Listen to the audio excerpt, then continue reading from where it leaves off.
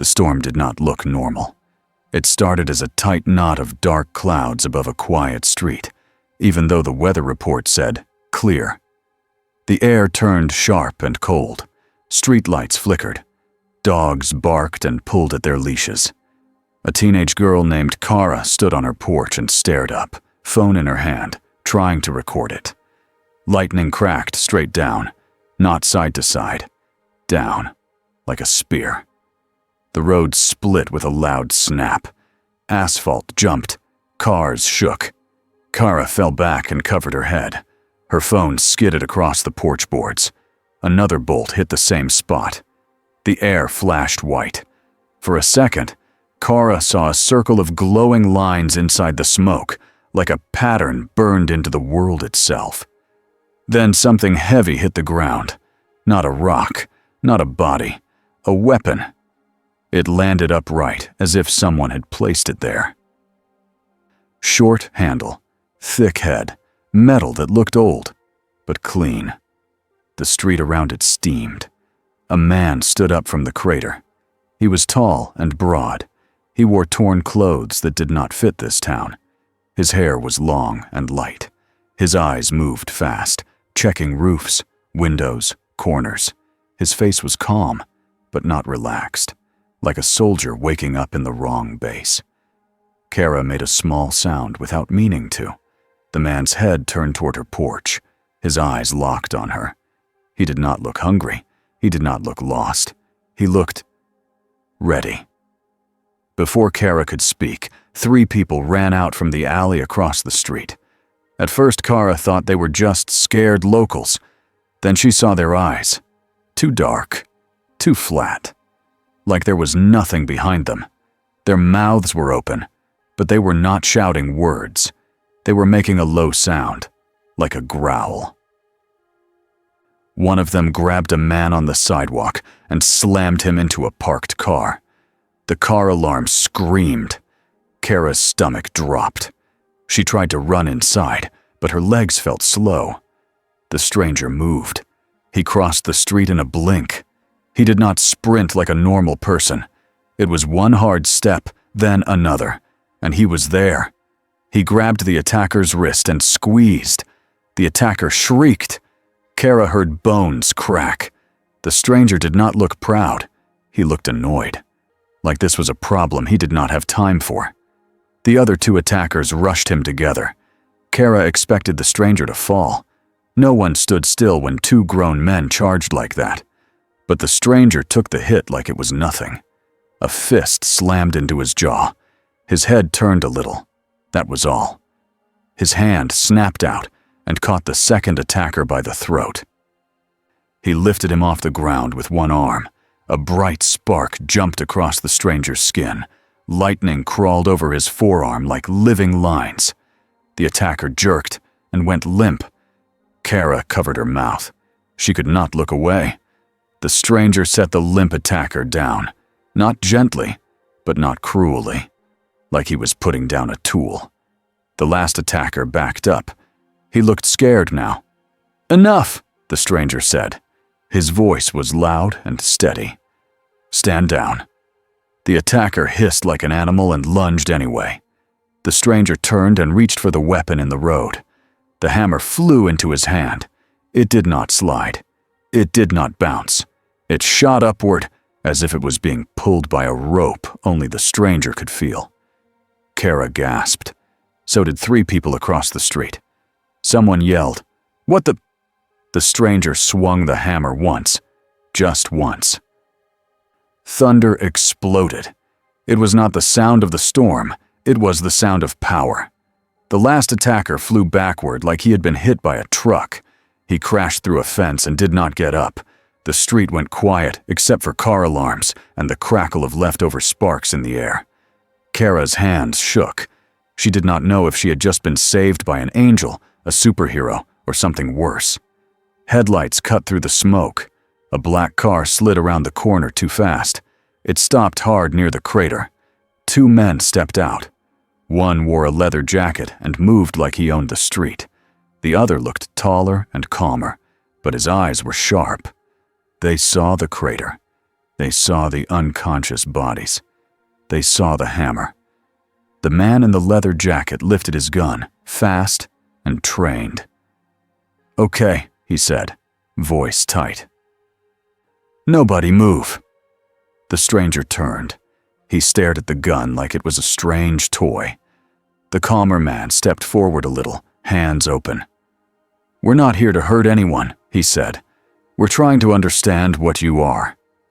The stranger's eyes flicked over both of them, measuring them. "Warriors," he said, like it was a fact. "But not of any army I know." "You want to start with your name?" the man with the gun asked. The stranger held the hammer at his side. He did not threaten them with it. He also did not put it down. "I am here by mistake," he said. "That is all you need to know." The man with the gun gave a short laugh with no humor. "Yeah, that's not going to work for me." A soft pop sounded behind them. A third man appeared out of nowhere. Trench coat, pale face, eyes that looked like they carried too much. The calm hunter stiffened. "Cass," he said under his breath. The man in the coat did not look at the hunters at first. He looked only at the stranger with the hammer. His face tightened in something like confusion. Then, for the first time, a hint of warning entered his voice. "You are not from this creation," he said. And the storm above them answered with a low roll of thunder. Dean Winchester did not like surprises. He liked cases that made sense. He liked rules. Salt stops ghosts. Iron hurts fairies. Holy water burns demons. You learn the pattern, you win, or at least you survive. The guy in the crater was not a pattern. Dean kept his gun up as they moved the stranger away from the street. They did it carefully, like they were walking a bomb down a hallway. Sam stayed close, talking in that calm voice he used when he was trying not to freak out. Castiel stood on the other side, silent, eyes fixed on the stranger, like he was reading a page no one else could see. They brought him to a safe place, not a hospital, not a police station. Dean picked an old storage building they had warded before, one with thick doors and no windows on the ground floor. Sam redrew the devil's trap on the concrete, big enough to hold a truck. "Just step inside," Sam told the stranger. The stranger looked down at the lines. He looked up at Sam. "A cage," he said. "It's not a cage if you're not a demon," Dean snapped. The stranger's eyes moved to Dean's gun. "Is that your courage?" he asked. "Or your fear?" Dean's jaw tightened. "It's my backup plan." The stranger stepped over the line like it was chalk on a sidewalk. Nothing happened. Dean's grip tightened. He glanced at Sam. Sam's eyes widened just a little. The trap did nothing. Dean hated that. Castiel shifted, almost uncomfortable. "The symbols are correct," he said. "Then why didn't it work?" Dean asked. Castiel's voice stayed flat, but his eyes looked sharper. "Because he is not a demon." Dean did not lower his gun. "Great. So what is he?" The stranger looked around the room, slow, like he was checking exits. He did not look worried. That was also bad. Sam pulled out a small bottle. "Holy water," he said. If you're something else, this might tell us." The stranger took the bottle without flinching. He sniffed it once, like he could smell what it was. Then he drank it. Dean blinked. "Seriously?" The stranger handed it back. "Water," he said, "with prayer on it." "It didn't burn," Sam said quietly. Dean leaned closer, eyes hard. "Try iron." Bobby's voice came through Dean's phone on speaker. "You boys better not be testing that guy with my good tools." "Bobby," Dean said, "we got a hammer dude who fell out of the sky in a lightning nuke. We're doing what we have to do." Bobby sighed like he was aging in real time. "Yeah, I heard Cass on the line. He said, creation. That ain't a word angels throw around for fun." Dean found a cold iron knife and held it out. "Hold it." The stranger took it in his hand. He looked at it like it was a tiny weapon for a child. He did not bleed. He did not even wince. He handed it back. So not demon, Dean muttered. Not ghost. Not fae. Not a monster, the stranger finished for him. Dean's eyes narrowed. If the shoe fits. The stranger's face tightened. Just a little. I saved your people, he said. And I appreciate that, Sam cut in fast, before Dean could throw gasoline on the fire. But we've been lied to before. A lot. We have to be sure. The stranger looked at Sam longer than he looked at Dean. Sam had that effect on some people. He looked less like a threat and more like a question. You seek truth, the stranger said. Good. Start with where you came from, Sam said. The stranger did not answer right away.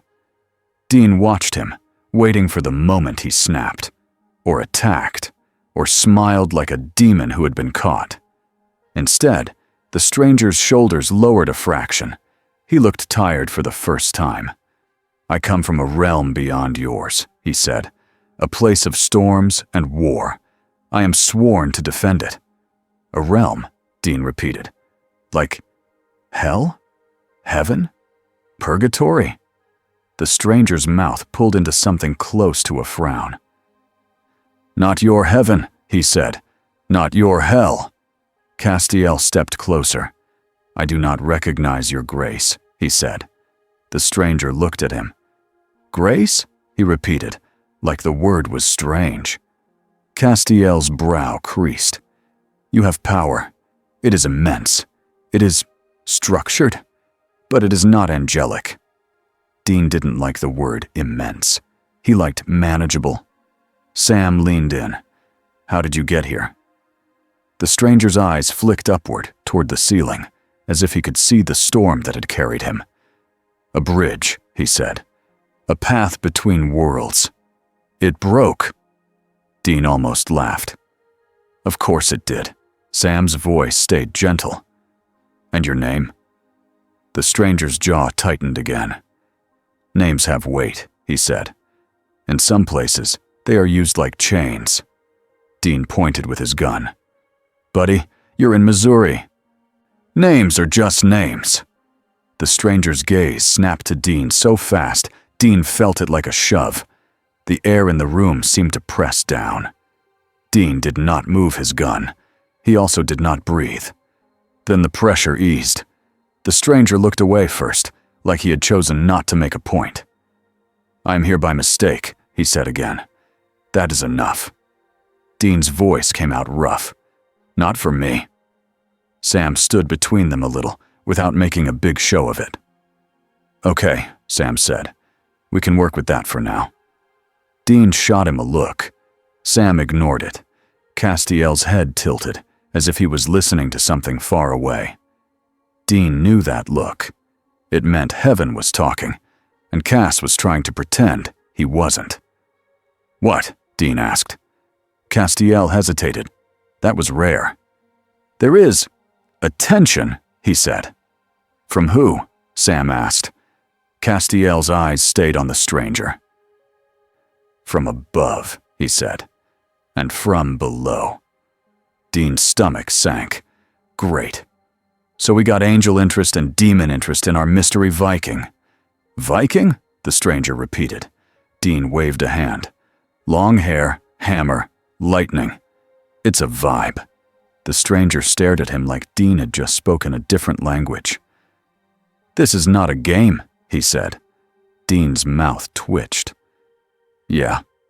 Welcome to my life. Crowley loved a good rumor. He was in a nice chair, in a nice room, wearing a suit that cost more than most people's cars. He held a glass in his hand. The room smelled like old wood and old secrets. He liked both. A demon knelt in front of him, shaking. It's true, the demon said. A man fell out of the sky. Lightning everywhere. He threw a man through a fence. He called thunder like it was a leash. Crowley's eyes narrowed with interest. And, he said. And he has a weapon, the demon said. A hammer. It flew to his hand. Crowley smiled. "Oh," he said softly. "That's new." He leaned forward. "Is he one of ours?" "No," the demon said fast. "Holy water didn't burn him." Crowley's smile widened. "So he isn't a demon. He isn't an angel, I'm guessing. Which means—" he tapped his finger on the arm of the chair. "Which means he's a prize." The demon swallowed. "The Winchesters have him?" Crowley rolled his eyes. "Of course they do," he said. "Those boys collect problems like they're coupons." He stood up, smoothing his jacket. "Get me eyes," he said. "Not idiots. If he is what I think he might be, I want to know his name. And I want to know who else heard that storm." Because Crowley had felt it too.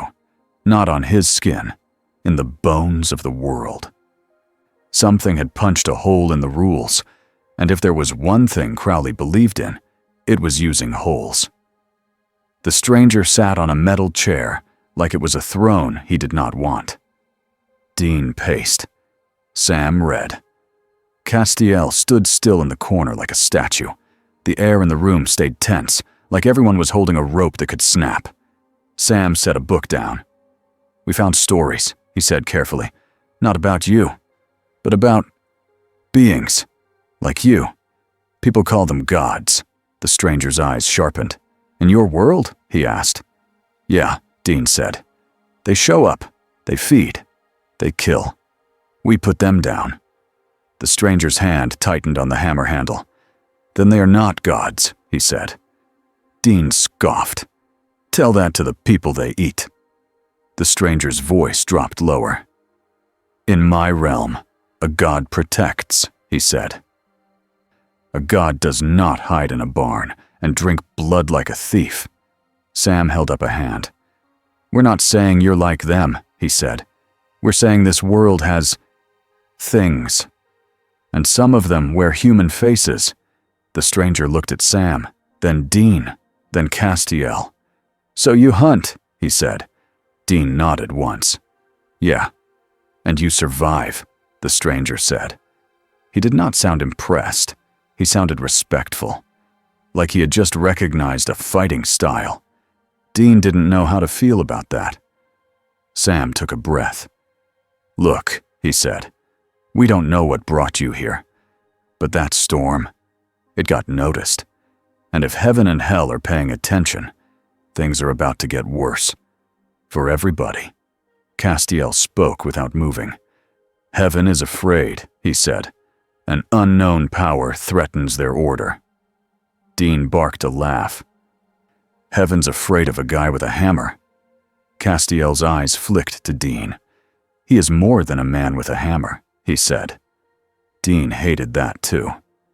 Sam leaned forward, voice soft but firm. "We need to know what you want," he said. The stranger looked down at his hammer. His face went distant for a second, like he was seeing another sky. "I want to go home," he said. Dean crossed his arms. "Great. Join the club."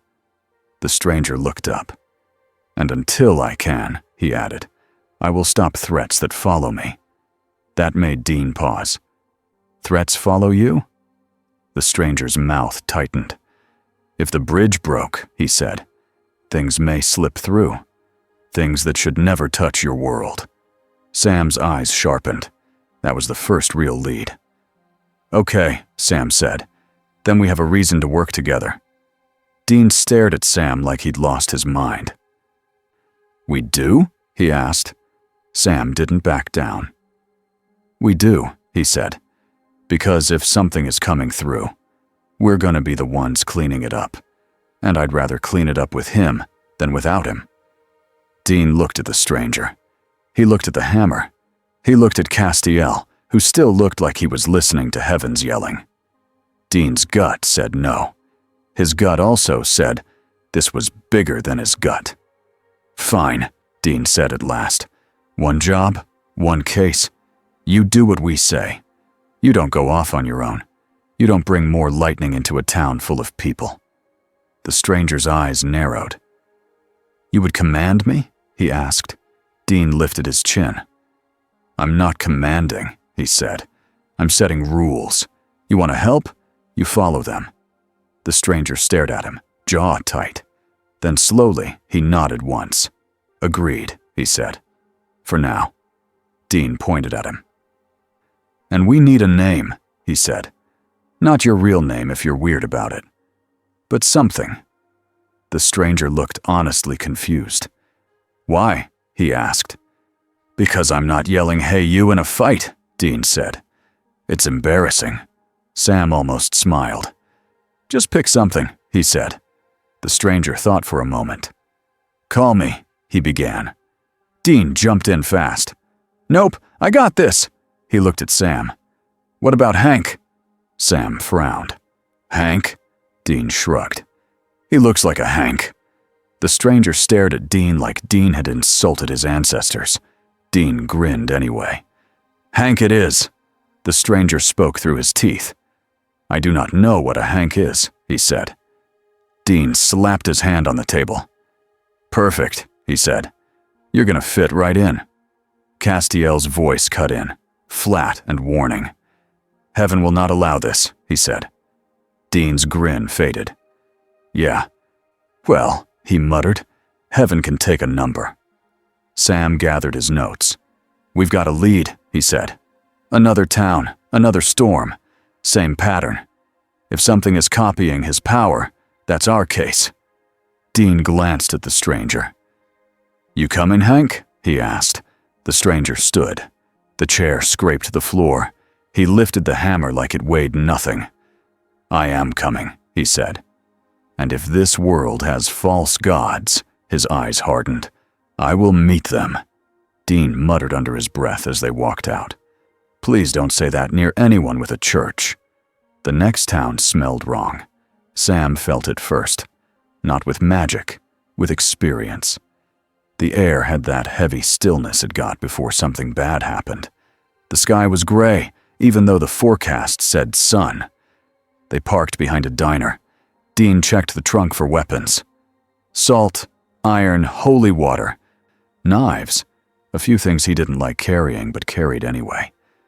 The stranger, Hank for now, watched without touching anything. He kept looking up at the clouds like he wanted to argue with them. "Try to blend in," Dean said. The stranger looked down at himself. His torn clothes had been replaced with a flannel Sam found in the bunker and a dark coat Dean insisted on. He still looked like a man who belonged on a battlefield, not in a small town. "I'm blending," he said. Dean snorted. "Sure you are." Sam held a small device up. The EMF reader flickered. "Something's here," Sam said. The stranger tilted his head. "Your tiny box is afraid," he said. Dean stared. "Did you just call my EMF a tiny box?" "It is small," the stranger said, "and it makes noise when it senses the unseen. It is like a nervous bird." Sam almost laughed. Dean did not. They walked to a community center where people had gathered around police tape. A man lay on the ground under a white sheet. An officer was talking to someone, voice low. Dean flashed a badge without even thinking. The officer barely looked. People always believed a badge if you held it like you meant it. Sam kept his eyes on the ground near the body. He crouched and lifted the edge of the sheet just enough to see the victim's arm. There were marks, not burns, not normal bruises, carved lines, like someone had pressed a hot wire into skin, but the skin was not burned. It was cut clean, like a symbol had been written into the body. Sam's stomach turned. "These are runes," he whispered. The stranger stepped closer and froze. His face changed. It wasn't fear, it was anger. "That is not mine," he said. Low. Dean looked at him. "Not yours?" he asked. The stranger's hand tightened on the hammer handle, even though it was hidden under his coat. "Someone is pretending," he said. Sam stood up slowly. "Pretending to be you," Sam said. The stranger's eyes stayed on the carved symbols. "Pretending to be a storm," he corrected. "Pretending to be judgment." Dean's jaw tightened. "Okay," he said. "So we got a copycat with a god complex. awesome." A scream cut through the air from across the street. All three of them snapped their heads toward it. A woman ran out of a bookstore, blood on her hands, eyes wild. "He's here!" she screamed. "He's here again!" People scattered. Cars honked. Someone dropped a coffee. A kid cried. Dean moved fast, pulling Sam back behind a car. "Get down!" he shouted. The stranger did not duck. He stepped into the open street. Lightning hit the road in front of him, close enough that the heat slapped Dean's face even from behind the car. A shape formed in the smoke. A man, tall, broad, a hammer in his hand. He looked like a bad drawing of the stranger, like someone had copied the idea, not the truth. His eyes were wrong, too dark, too empty. His smile was thin. "Brother," the false man said, voice loud enough for the whole street. "You came." The stranger's voice was ice. "I am not your brother," he said. The false man laughed. "They fear you," he said, spreading his arms. "They fear what you are. They will fear me more." Dean's heart pounded. He had fought demons and angels, but this felt like a live wire in the air. People were too close, too many windows, too many things to break. "Hey," Dean yelled, stepping out, gun up. "How about we take this away from the crowd?" The false man looked at Dean like Dean was a fly. "Human," he said. "You speak as if you matter." Dean's anger flared. "Oh, I matter," he snapped. "I matter a whole lot." Sam grabbed Dean's arm. "Dean," he warned, low. The stranger didn't look at Dean. He kept his eyes on the fake. "You wear power like a mask," he said. "You do not understand it." The false man lifted his hammer. The clouds above twisted, like something was pulling them into a knot. "Then teach me," the false man said, and he slammed the hammer into the ground. A shockwave blasted outward. Cars slid. Windows shattered. People screamed and fell. Dean hit the ground hard, teeth clacking. Sam rolled behind a van, covering his head. The air smelled like ozone and dust. The stranger stayed standing. The shockwave hit him and broke around him like water around a rock. His boots dug into the road and did not move. He stepped forward once. Thunder answered him. Not random thunder. Controlled. Focused. He raised his hammer, and the lightning above shifted. It obeyed. Dean lifted his head just enough to see it. The stranger's eyes were bright now. Not glowing like a movie effect. Bright like someone had opened a door to a storm inside him. "Get them out," the stranger said without looking back, voice carrying over the chaos. He meant Sam and Dean. He meant the civilians. He meant everyone. Sam stared, breath tight. "He's controlling it," Sam whispered. Dean's mouth was dry. "Yeah," he said. "No kidding." The false man rushed forward, swinging his hammer in a wide arc. The stranger moved into it. Hammer met hammer. The sound was not just metal on metal. It was like a cannon firing. The street cracked again. The ground split in a line between them. Dean watched, half in awe and half in terror, as the two hammermen fought like gods in the middle of a town that had never asked for gods. The false man swung wild, trying to win with force alone. The stranger fought like a warrior. He shifted his stance. He redirected hits. He watched the crowd and kept his own lightning tight, snapping it down in clean lines away from people. A bolt from the false man struck a nearby car and lit it on fire. Dean cursed and ran for it. He yanked the driver's door open and pulled a woman out, coughing. Sam dragged a kid away from broken glass. They were tiny in this fight, but they were not useless. This was what they did. They kept people alive while monsters played big. The stranger caught the false man's hammer swing with one hand. Dean's eyes widened. One hand, like it was nothing.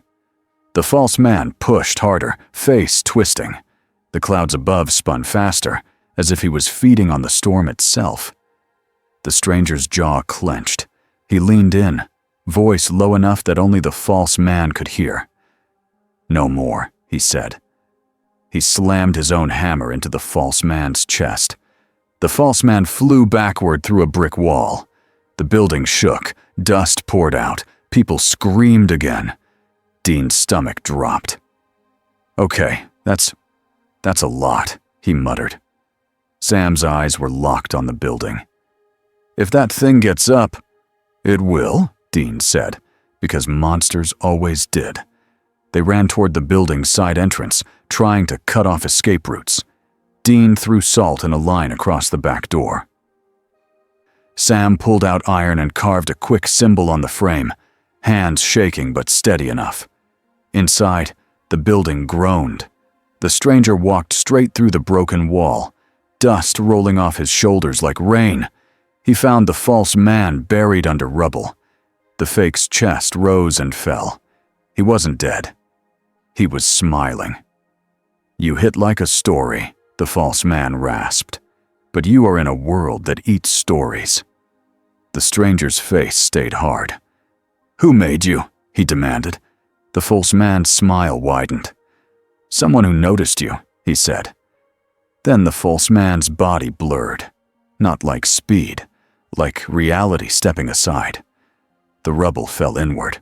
For a second, Dean saw a dark slit in the air behind the false man, like a tear. The false man slipped into it, and the tear began to close. The stranger lunged, hammer out, lightning flaring. He hit the air where the tear had been. The impact shook the whole building, but it didn't reopen. The slit vanished. The false man was gone. The stranger stood still, chest rising, eyes fixed on empty space. Dean ran up behind him, gun out, useless, and he knew it. "Tell me you saw that," Dean said.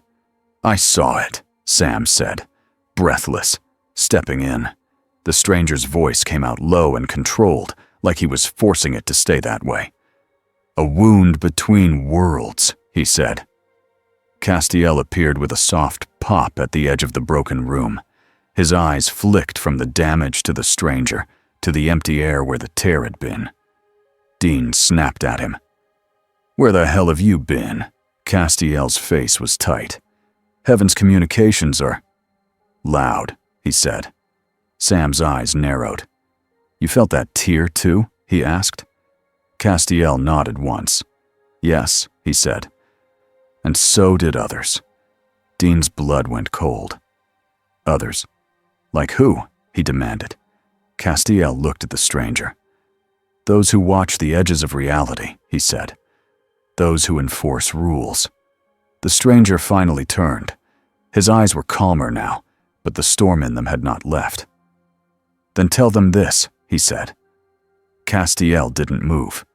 "They will not listen," he said. Dean swallowed, then forced the words out.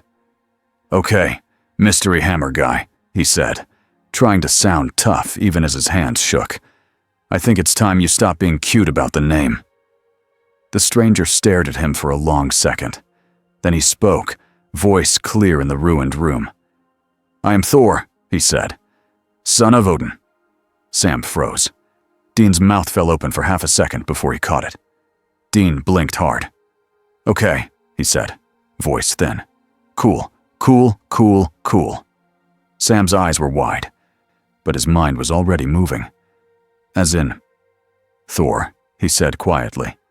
"The Thor." Thor's jaw tightened. "My name has been spoken here," he said, like he hated it. "As a story." Dean let out a short laugh that sounded like panic. "Man," he said, "we are so screwed." Outside, the clouds rolled again, lower and heavier, and somewhere far away, something powerful noticed that the story had just said its true name out loud. Dean looked at Sam. Sam looked at Castiel. Castiel looked at Thor like he was seeing a new kind of disaster. Dean's voice came out rough, honest, and small compared to the broken wall around them. "This changes everything," he said. Dean did not speak much on the drive back. The Impala's engine hummed steady, like it was trying to pretend this was normal. It wasn't normal. Sam kept looking at the rearview mirror, like he expected the sky to split again. Castiel sat in the back seat, stiff and silent. Thor sat beside Dean in the front, too big for the seat, too calm for what had just happened. Dean's hand stayed tight on the wheel. He had heard a lot of crazy names in his life. Some of them were fake. Some of them were real. But Thor, son of Odin, did not belong in a car that smelled like old leather and fast food. Dean cleared his throat. "So," he said, trying to keep the panic out of his voice. "I'm just gonna ask it. Are you the Thor? Like, lightning, hammer, Vikings, the whole thing?" Thor stared forward. "My name is Thor," he said. "What your people did with it isn't my choice." Sam leaned forward between the seats. "We've run into gods before," he said carefully, "but they weren't like you." Thor looked at him, sharp. "They were not gods," he said again. "They were hungry beings, hiding behind a title." Dean snorted. "Some of them were pretty strong." Thor's eyes narrowed. "Strong is not the same as worthy," he said. Dean opened his mouth, then shut it. He didn't like the word worthy coming from a guy who could crack buildings. Castiel spoke, voice flat. "Your power is not native to this universe," he said. "It is outside." Thor turned his head toward him. "And yet, it is real," he said. Castiel did not argue. That alone made Dean's stomach twist. Sam rubbed his forehead. "The thing that copied you," he said. "It called you brother. Do you have enemies who do that?" Thor's jaw tightened. "Yes," he said. Then he added, like it hurt to say, "But I do not know if they can reach here." Dean glanced at him. "Your brother? Like an actual brother?" Thor's eyes stayed forward. "A brother in blood," he said. Dean muttered, "Of course." Sam didn't laugh. "If someone can copy your lightning and make a tear in reality," Sam said, "then they can bring more things through. Worse things." Thor's grip tightened on his hammer, hidden under his coat. "Then I must close the wound," he said. Dean didn't like how sure he sounded. Dean hated anyone who thought they could solve things cleanly. This world didn't do clean. They reached the bunker before sunrise. The big metal door rolled open with a low groan. The light inside was steady and safe, like it didn't know what was coming. Dean parked and got out fast. He needed space to breathe. Thor stepped out and looked around, taking in the bunker halls like they were a fortress from war. He didn't look impressed. He looked interested. Sam moved quickly, already grabbing books. Castiel hovered near the entrance, head tilted like he was listening to an invisible voice. Dean watched him. "Don't," Dean warned. Castiel blinked once.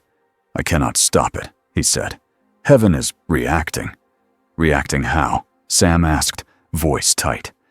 Castiel's eyes focused in, like the sound in his head got louder. "They want him contained," he said. "Or removed." Dean's chest went cold. "Removed as in killed?" Castiel hesitated. That was enough of an answer. Thor heard the word killed and turned. "By whom?" he asked. Dean lifted his chin. "Angels," he said. "They don't like anything they can't control." Thor's face hardened. "Then they are not guardians," he said. "They are jailers." Castiel's shoulders stiffened. "It is not that simple," he said. Dean barked a short laugh. "In my experience, it kind of is." Sam stepped between them before it could get worse. "Okay," Sam said. "We need to move fast. The tear happened in public. There were witnesses. We left damage. That draws hunters, demons, angels, everyone." Dean nodded, even though his head was spinning. "We lock it down," Dean said. "Nobody leaves this bunker alone. Not until we know what's coming." Thor took a step toward him. "You would hide?" he asked, voice sharp. Dean stepped forward too. "I would plan," he snapped.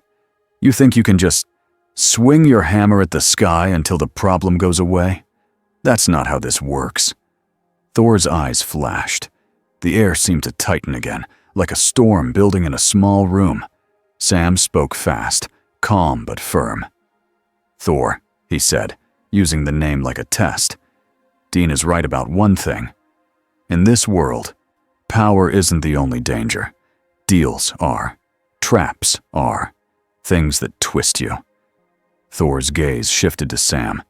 He listened. Dean hated that Sam could do that. Thor's shoulders lowered a little. "Then speak," he said. "What do we face?"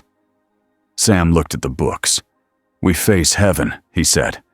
"We face hell. And we face a tear between worlds that might keep opening." Dean pointed at the hallway. "And we face my #1 rule," he said.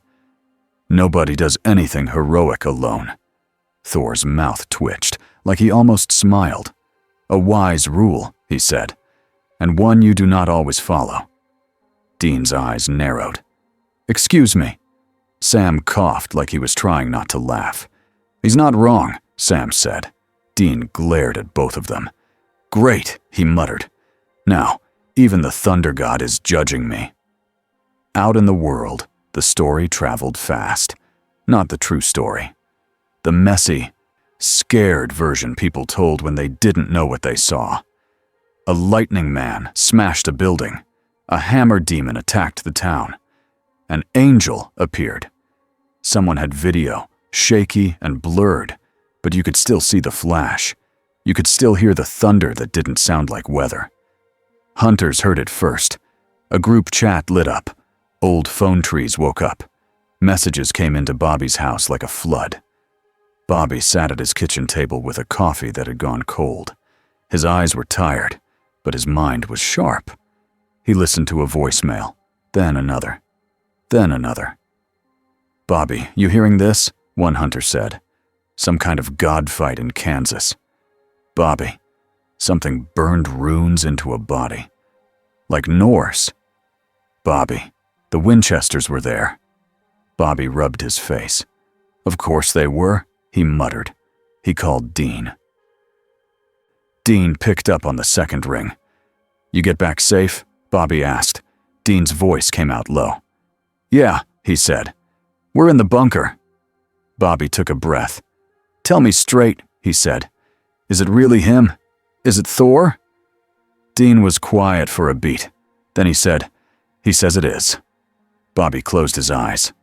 "Son of a," he began. Dean cut in. "Yeah," he said. "That's what I said." Bobby's voice sharpened. "You boys don't tell anyone where you are," he said. "You hear me? Because if hunters are hearing this, demons are hearing it too." Dean's voice turned hard. "We know," he said. "And angels," Bobby added. Dean's breath hissed. "Cass says heaven wants him contained or dead." Bobby was quiet now. Then he said, "That tracks." Dean swallowed. "Bobby," he said, and the word came out smaller than he wanted. "What do we do with a guy like that?" Bobby stared at the table. He thought about all the things he had seen, all the things that had made him say, "This is the worst," right before it got worse. "You do what you always do," Bobby said at last. "You figure out what's real. You figure out what's bait. And you keep him from getting used." Dean's jaw tightened. "He's not the type to get used," Dean said. Bobby snorted. "Everyone's the type if you push the right place," he said. "Especially proud ones." Dean didn't answer that. Bobby's voice softened, just a little. "And Dean," he said, "don't pick a fight with him just to feel in control." Dean bristled. "I'm not." Bobby cut him off. "You are," he said simply. "So don't." Dean's teeth clenched. "Fine," he muttered. Bobby sighed.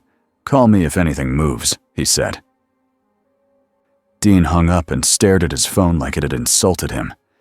Sam walked by with a stack of books, and raised an eyebrow. "Bobby?" Sam asked. Dean nodded. "He says don't pick a fight with the Thunder God," Dean said. Sam's mouth twitched. "Sounds like good advice," Sam said. Dean glared. "I hate that you're right," he said.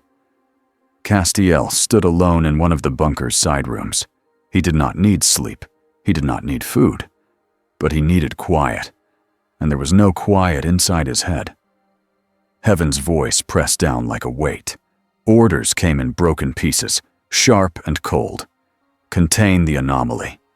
Study the anomaly. Remove the anomaly if containment fails. Castiel closed his eyes. He had followed orders for a long time. Then he stopped. Then he started again. Then he stopped again. His life had become a series of choices, each one with a cost. Thor was not like a demon.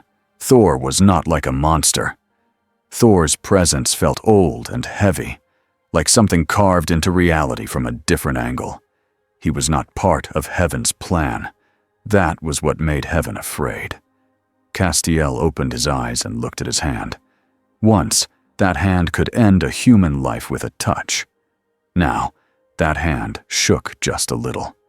He thought of Dean's face in the ruined building. Not fear like panic, but fear like weight. Fear like responsibility. Castiel whispered, "This will not end quietly." A faint pop sounded behind him. Castiel turned. Another angel stood there, face blank, eyes sharp. "Castiel," the angel said. Castiel's stomach tightened. He knew that tone. He knew that type. The kind that did not come to talk. The kind that came to enforce. "Where is he?" the angel asked. Castiel held his ground. "Why?" he asked. The angel's eyes narrowed. "He is an intruder," the angel said. "A foreign power. Heaven will not allow it." Castiel's voice stayed steady, but his mind raced. "He saved humans," Castiel said. "He damaged a town," the angel replied. "He revealed the weakness of the veil. He drew attention." Castiel stared at the angel. "So you will kill him," he said. The angel did not deny it. "If necessary," he said. Castiel felt something hard settle inside him, a decision. "No," he said. The angel blinked, surprised. "You will obey," the angel said, voice rising. Castiel stepped forward. "I will not hand him over," he said. The room's air shifted. The angel's grace flared, bright and cold. "Then you are in the way," the angel said. Castiel did not move, and then the bunker lights flickered. Not because of Heaven, because of thunder. Thor's voice carried from down the hall, loud and clear. "Who enters our hall uninvited?" Castiel turned his head toward the sound. For the first time in a long time, he felt a strange thing. Relief. Crowley watched the bunker from far away. Not with eyes, not with a camera, with resources. He had demons in cities, in bars, in police stations, in morgues. He had ears everywhere, and people loved to talk when they were scared. He held his phone up as a demon on the other end babbled. "A bunker," the demon said. "Old men of letters place. We can't get in. There's warding." Crowley sighed. "Yes," he said. "I'm aware. The boys have been hiding in there like it's a castle." The demon swallowed. "We saw an angel come and go," the demon said. Crowley's eyes narrowed. "Did you?" he said. "Now that is interesting." He leaned back in his chair. "Listen to me very carefully," he said. "You do not attack the bunker. You do not poke the bear. You do not even sneeze in its direction." The demon sounded confused. "But he's inside," the demon said. "The hammer, the power. We could—" Crowley's voice sharpened. "You could die," he said. "And I would have to replace you. And that is annoying." He ended the call and stared at the ceiling. A god not of this world. A tear in reality. A heaven that was already panicking. Crowley smiled slowly. "Oh, this is going to be fun," he said. Then his smile faded into something more careful. Fun, yes, but also dangerous. Because if a being like that chose a side, it could crush the other side without even trying. Crowley didn't like losing. He also didn't like chaos he couldn't steer. So he stood up, grabbed his coat, and decided he would go see the Thunder God himself. Not to fight him, to talk. Crowley's best weapon was always the same, a deal. Dean heard the scuffle before he saw it. He was in the main hall, loading shotgun shells with salt like it was a normal Tuesday. Sam sat at the table with books spread out, eyes red from lack of sleep.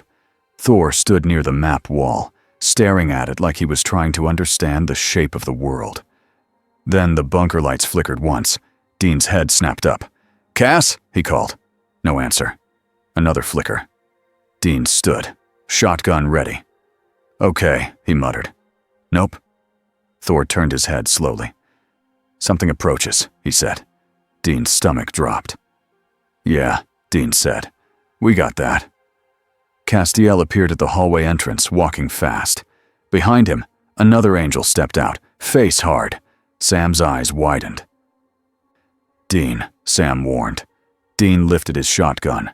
"Hey," he said, voice sharp. "Bunker's closed. Take your halo and get out." The angel ignored him and stared at Thor. Thor met the stare like a warrior meeting a challenger. "You," the angel said. "Foreign thing." Thor's jaw tightened. "You speak with disrespect," he said. "You are not under heaven's authority," the angel said. "You are a threat." Dean stepped forward. "He's under my authority," Dean snapped, then realized how dumb that sounded and hated it. Thor looked at Dean for half a second, like Dean had just made a bold joke. The angel lifted his hand. Dean's heart jumped. He had seen angels kill with a flick. Fast. Clean. No drama. Thor moved first. He didn't swing the hammer. He just stepped between the angel and the humans. The air changed. Pressure filled the room like a storm pushing down through the ceiling. The angel's eyes narrowed. "You think you can stop heaven?" he asked. Thor's voice was calm. "I have stopped many heavens," he said. Dean's mouth went dry. Sam's eyes went wider. The angel flared brighter, grace like a cold flame. Thor lifted his hammer slightly, not to strike, but as a warning. Castiel snapped. "Enough!" Both of them paused. Castiel stepped between them, face tense.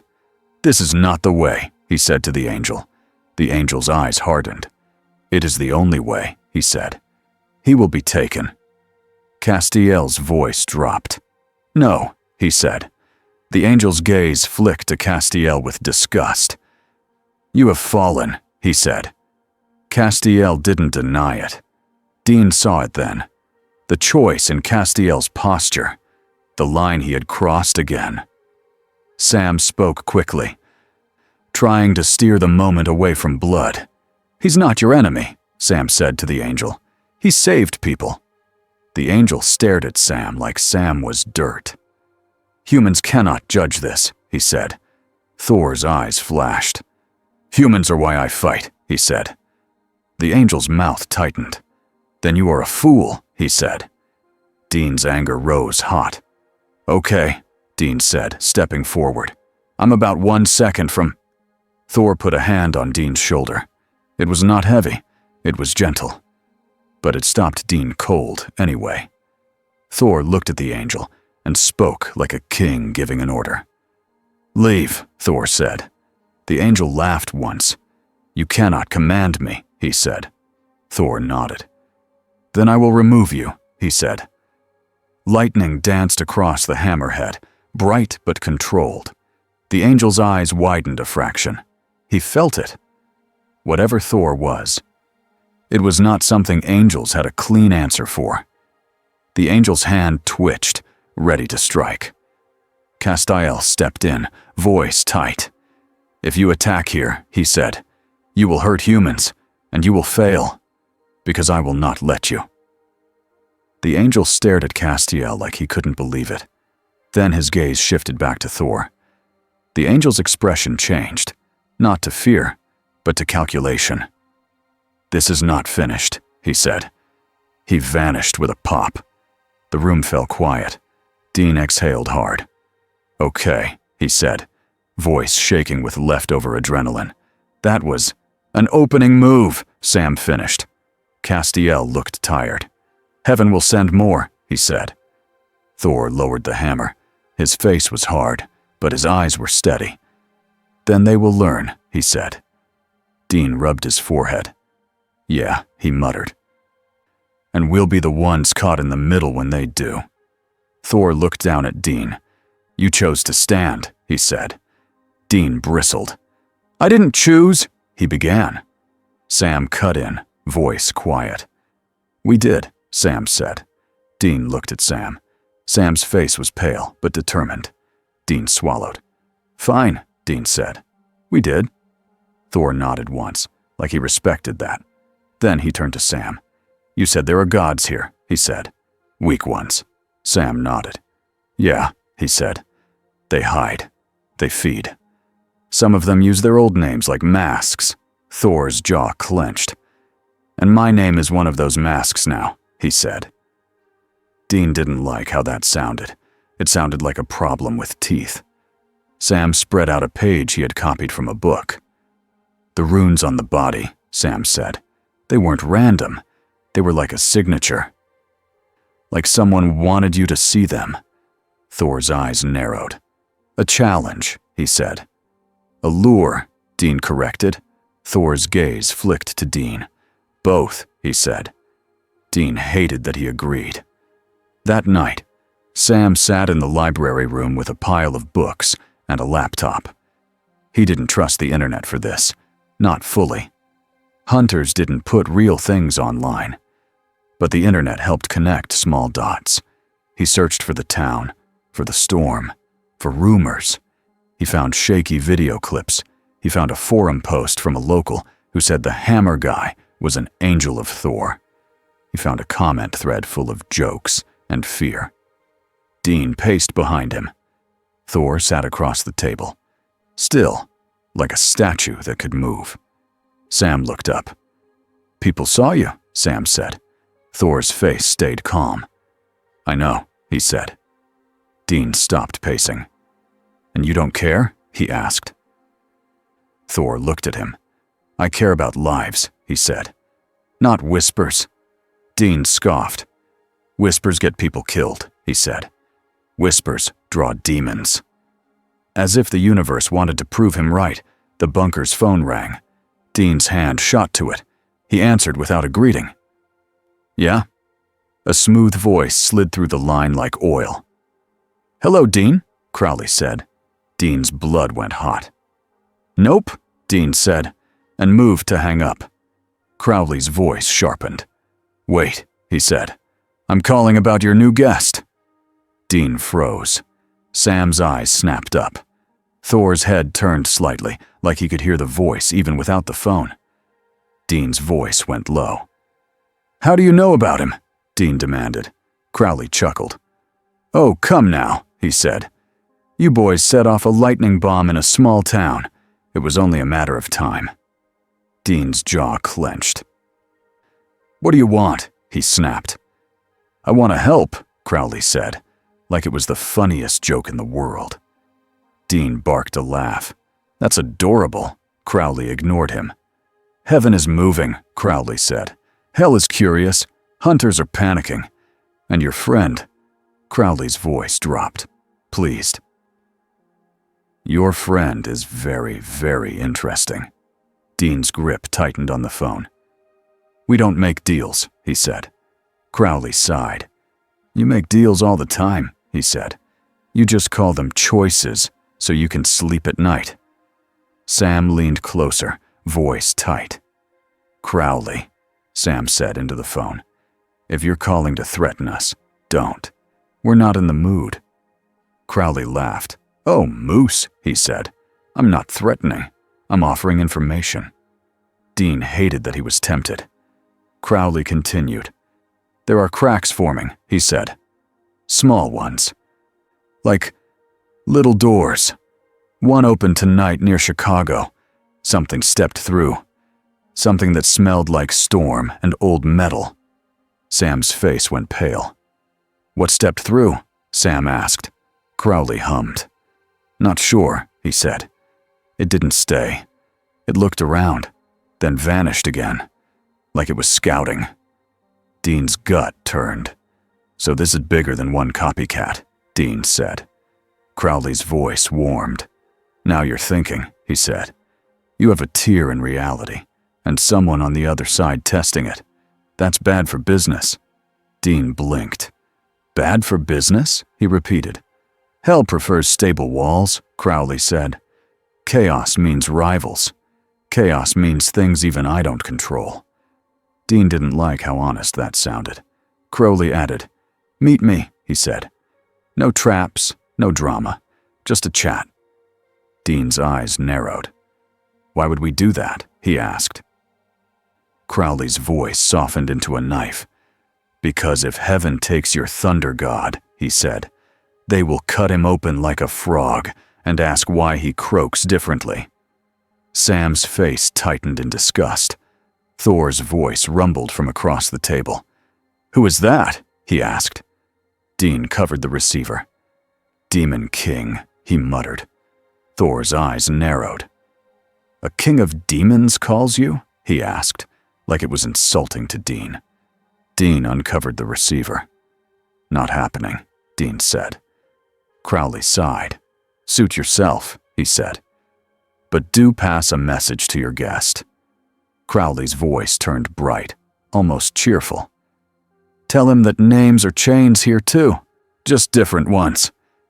Dean hung up and slammed the phone down. Sam stared at him. He said a crack opened near Chicago, Sam said. Dean nodded. Yeah, he said. We got what we needed. Thor stood slowly. Cracks, he said, voice hard. Then the wound spreads. Dean pointed at him. No, Dean said. We don't run off half-cocked. Thor's eyes flashed. I don't know what half-cocked means, he said. Dean threw up his hands. It means, he began, then stopped, realizing he didn't have time to explain slang to a god. Sam spoke instead, calm but urgent. It means we need a plan, Sam said. We can't just chase every crack. We need the source. Thor's jaw tightened. The source is the tear that brought me, he said. Sam nodded. Then we find where it anchors, Sam said. Castiel appeared in the doorway, face drawn. There is another factor, he said. Dean groaned. Of course there is. Castiel's eyes flicked to Thor. Your name, Castiel said. It resonates. Thor stared at him. Explain, he said. In this universe, Castiel said, names with power leave traces. You spoke yours. That trace can be followed. Dean's stomach sank. So now every angel and demon with a nose can sniff him out, Dean said. Castiel nodded once. Yes, he said. Thor's grip tightened on his hammer. Then I made an error, he said. Sam shook his head fast. We had to know, Sam said. And now we do. We just need to stay ahead of it. Dean stared at Thor. He wanted to blame him. He also knew Dean would have forced it out of him eventually. Dean sighed, angry at everything. Okay, Dean said. We're in it. Now we do it right. Thor's eyes held his. I will do it right, Thor said. Dean muttered. That's what I'm afraid of. Thor stood alone later, in a quiet hall of the bunker. The bunker was old, but strong. It had the smell of oil and paper and iron. It felt like a warrior's shelter. He respected that. But it wasn't home. Home had skies that opened wide. Home had towers that caught the sun. Home had voices he knew. He rested his hand on the hammer. Mjolnir was steady. It always was. Thor closed his eyes and tried to feel the bridge he had used, the path between realms. In his world, it had a taste, a pull, a bright line. Here, it felt like broken glass hidden in the air. He heard footsteps. He opened his eyes and saw Dean leaning against a doorway, arms crossed. Dean looked like he hadn't slept in days. His eyes were tired, but his stance was still ready. Like rest was a luxury he didn't trust. "You always stand like you're waiting for a hit," Thor said. Dean shrugged. "In my line of work," Dean said, "hits happen." Thor studied him for a moment. "You fear what I am," Thor said. Dean's jaw tightened. "I fear what you can do," he corrected. "Big difference." Thor nodded slowly. "In my world," Thor said, "people fear me until I save them. Then they cheer." Dean snorted. "In our world," Dean said, "people cheer until they learn the truth. Then they run." Thor's eyes narrowed. "Why?" he asked. Dean hesitated. That was rare for him. "Because the truth is ugly," Dean said. "And because power always has a price." Thor's voice stayed calm. "You think I will become a tyrant?" he said. Dean's mouth twisted. "I think anyone can," Dean said, "if they get bored, or lonely, or angry. And you're all three right now, whether you admit it or not." Thor's eyes sharpened, like the words hit a place he didn't want touched. Dean pushed anyway. "So here's my question," Dean said. "If you can solve our problems with one swing, why haven't you solved your own? Why did you end up here?" Thor's jaw clenched. His voice came out low. "Because even gods lose," he said. Dean stared at him. Thor's gaze went distant. "Because war has costs," he said. "Because sometimes you make choices, and you do not see the result until it is too late." Dean's face softened for half a second. It was small, but Thor saw it. Dean understood that kind of sentence. Then Dean cleared his throat and put his guard back up. "Okay," Dean said. "Then don't make choices alone. That's all I'm saying." Thor nodded once. "Agreed," he said. Dean seemed surprised. "That easy?" he asked. Thor's mouth twitched. "Do not get used to it," he said. Dean huffed a laugh. "Trust me," he said. "I won't." Sam found Rowena in a bar that looked too nice for the kind of deal she liked to make. He didn't go alone. Dean came with him, because Dean didn't trust witches, and he trusted Sam even less when Sam was hopeful.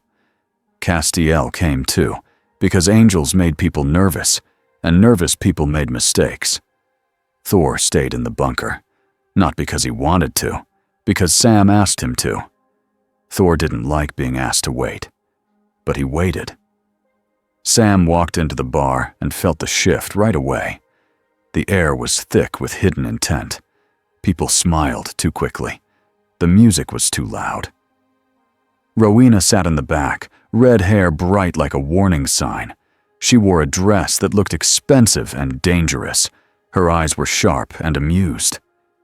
"Well," she said as Sam approached, "if it isn't the lanky one and his charming brother." Dean's mouth tightened. "Don't," he warned. Rowena smiled wider. "Oh, I'm only teasing," she said. "That's what you Americans say, yes?" Sam didn't waste time. "We have a problem," he said. "A tear between worlds." Rowena's smile faded just a little. That caught Sam's attention. Dean leaned in. "You know something," Dean said. Rowena sighed, dramatic as always. "I know when the world has a splinter," she said. "And right now, darling, the world has a very sharp one." Sam took a breath. "We saw it," he said. "A slit in the air. It closed, but it will open again," Rowena finished. She tapped a finger on her glass. "Because you don't get a rip like that from nothing." Dean crossed his arms. "What do you want?" he asked. Rowena gave him a sweet look that meant nothing good. "Honesty," she said. "A favor later. And a front row seat to whatever madness you've dragged into my world." Sam held her gaze. "We need to map it," he said. We need to find the anchor point. Rowena's eyes glinted. Anchors are tricky, she said. Sometimes the anchor is a place. Sometimes it is a person. Sam's stomach tightened. You mean Thor, he said. Rowena lifted a brow. So it's true, she said, pleased. A god in denim running around with the Winchesters. Dean's voice turned hard. He's not a toy, Dean said. Rowena laughed. Oh, darling, she said. Everything is a toy if you're clever enough. Castiel stepped forward, voice flat. We don't have time, he said. Rowena looked him up and down. And the angel, she purred. Poor thing, you look tired. Castiel didn't react. Sam envied that. Rowena set her glass down. Fine, she said. I can do a spell, a tracking thread. It will follow the tear's residue to its source. Dean narrowed his eyes. What's the catch? He asked. Rowena smiled. The catch, she said, is that when you tug on a thread like that, something tugs back. Sam swallowed. Meaning? He asked. Rowena leaned in. Her voice dropped, and for once it wasn't playful.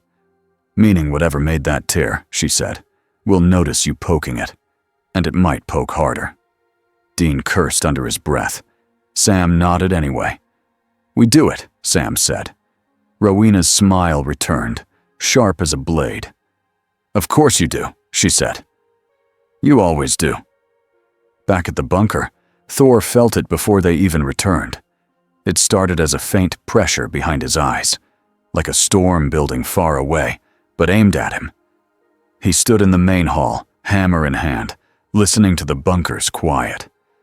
Then the pressure became a whisper. Not a voice he knew. Not Odin. Not his brother. Something else. Something that understood language, but didn't need to speak it like a man. Thor's fingers tightened on the hammer handle. He turned slowly, scanning the hall. Nothing. But the whisper stayed. A picture flashed in his mind. Not a dream. Not soft. Hard and sharp. A golden hall. Smoke. A broken shield on the ground. A scream cut off too quickly. Thor's breath caught. He saw a face he knew. A warrior friend. A guard. Someone who had stood with him in battle. The face was pale. The eyes were empty. Then the picture snapped away. Thor's jaw clenched so hard his teeth hurt. He hated illusions. He hated tricks. He hated anyone who tried to pull him by the heart. He whispered to the empty hall, voice low. Show yourself, he said. Nothing answered, but he felt a laugh in the air. Quiet, distant, patient. Thor's eyes narrowed. Coward, he said. The bunker door groaned open as Sam, Dean and Castiel returned with Rowena. Dean saw Thor's face and froze. What happened? Dean asked. Thor's voice was controlled, but tight. Someone touched my mind, he said. Sam's eyes widened. Already? He asked. Rowena's eyes gleamed. Oh, she said softly. That's not good. Dean pointed at her.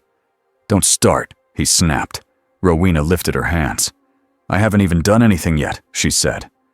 Castiel's face tightened. A message, he said. Thor nodded once. A threat, he corrected. Sam set his jaw. Then we move, Sam said. We find the anchor before they use you like a doorway. Thor's eyes locked on Sam. Good, he said. Dean muttered. Great. Like it was the same word, but meant the opposite. Rowena clapped her hands once. Right then, she said. Let's pull a thread and see who screams. Rowena's spell did not look like movie magic.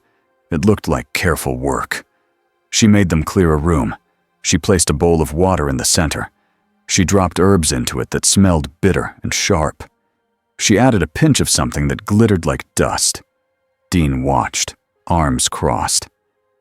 That better not be my salt, he muttered. Rowena smiled without looking at him. Oh, I have my own, she said. Sam stood close with a notebook, eyes focused. Castiel watched the door, tense. He could feel heaven, even when they weren't here. Thor stood still, hammer in hand, like a guard. Rowena drew a symbol on the floor with chalk. Then she looked up at Thor.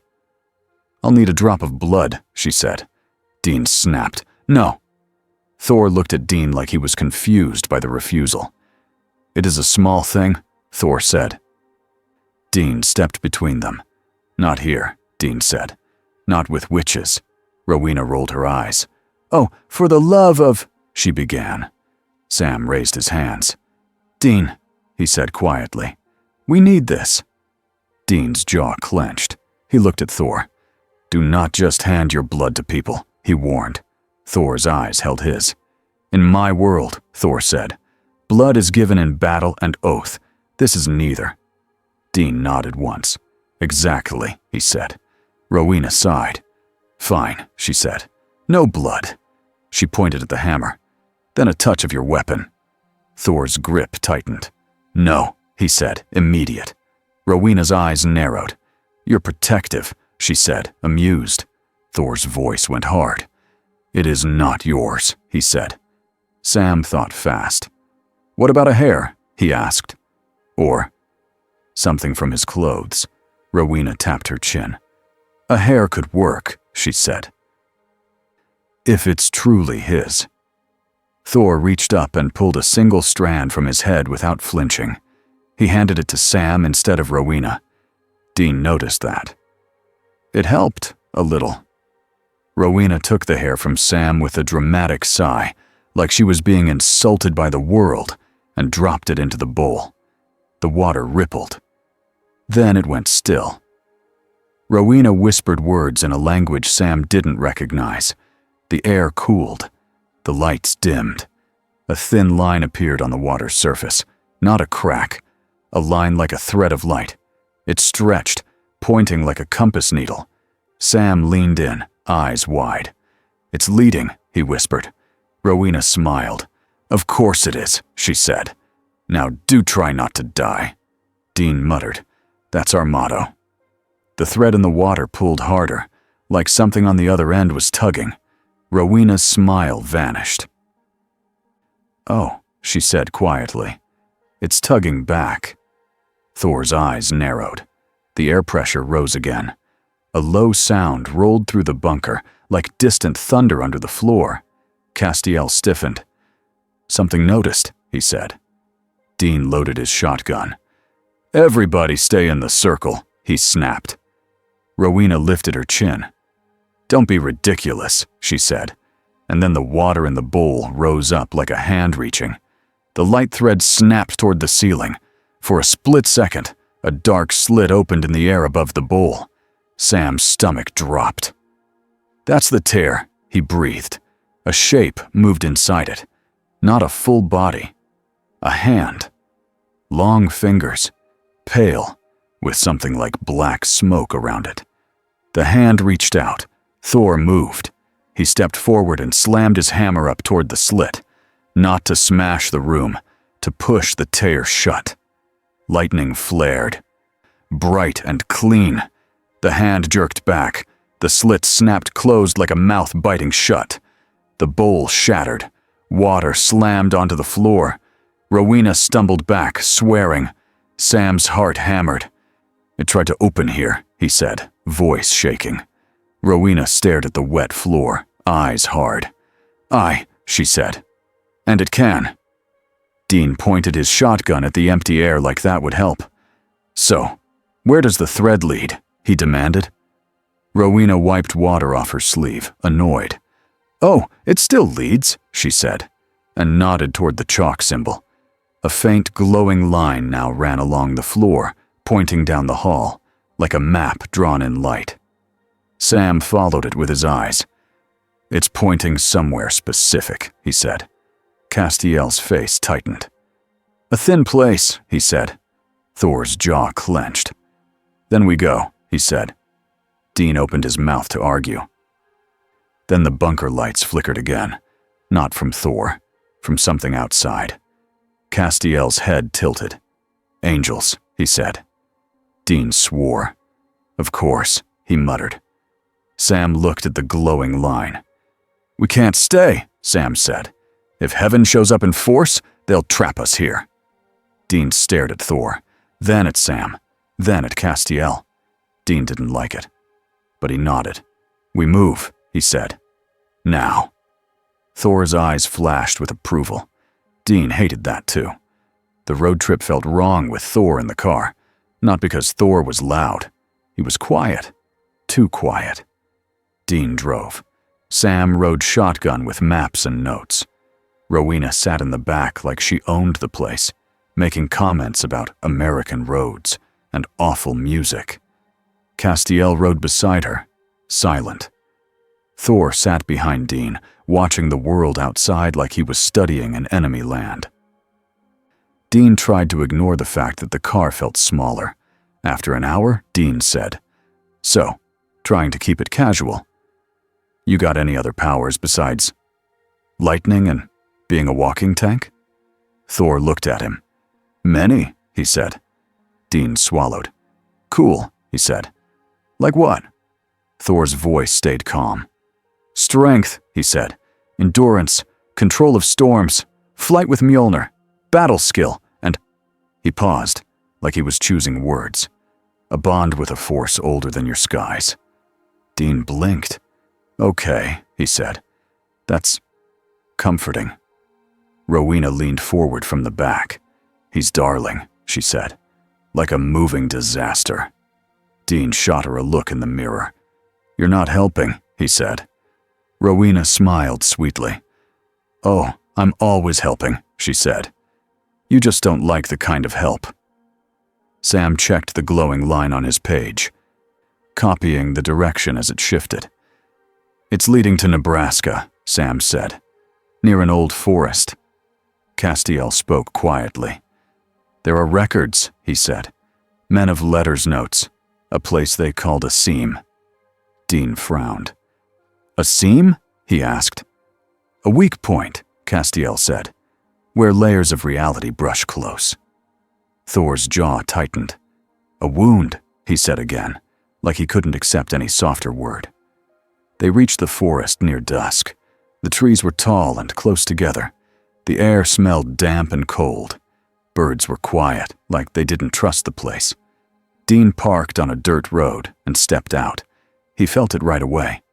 Not magic, not angel sense, hunter sense. This place was wrong. Sam looked around, eyes narrowed. "This is a thin place," he said. Rowena breathed in and smiled like she enjoyed the danger. "It's lovely," she said. Dean groaned. "Of course you'd say that." They followed the glowing line through the trees. It led them to a clearing where the ground dipped slightly, like the earth had sunk over time. In the center stood stones, not random rocks, stones placed in a circle. Each stone had symbols carved into it, runes, old and sharp. Thor stopped dead. His eyes locked on the carvings. His face hardened. "This is familiar," he said, voice low. Sam stepped closer, careful. "You recognize them?" he asked. Thor nodded once. "They are of my people," he said, "or a copy made by those who studied my people."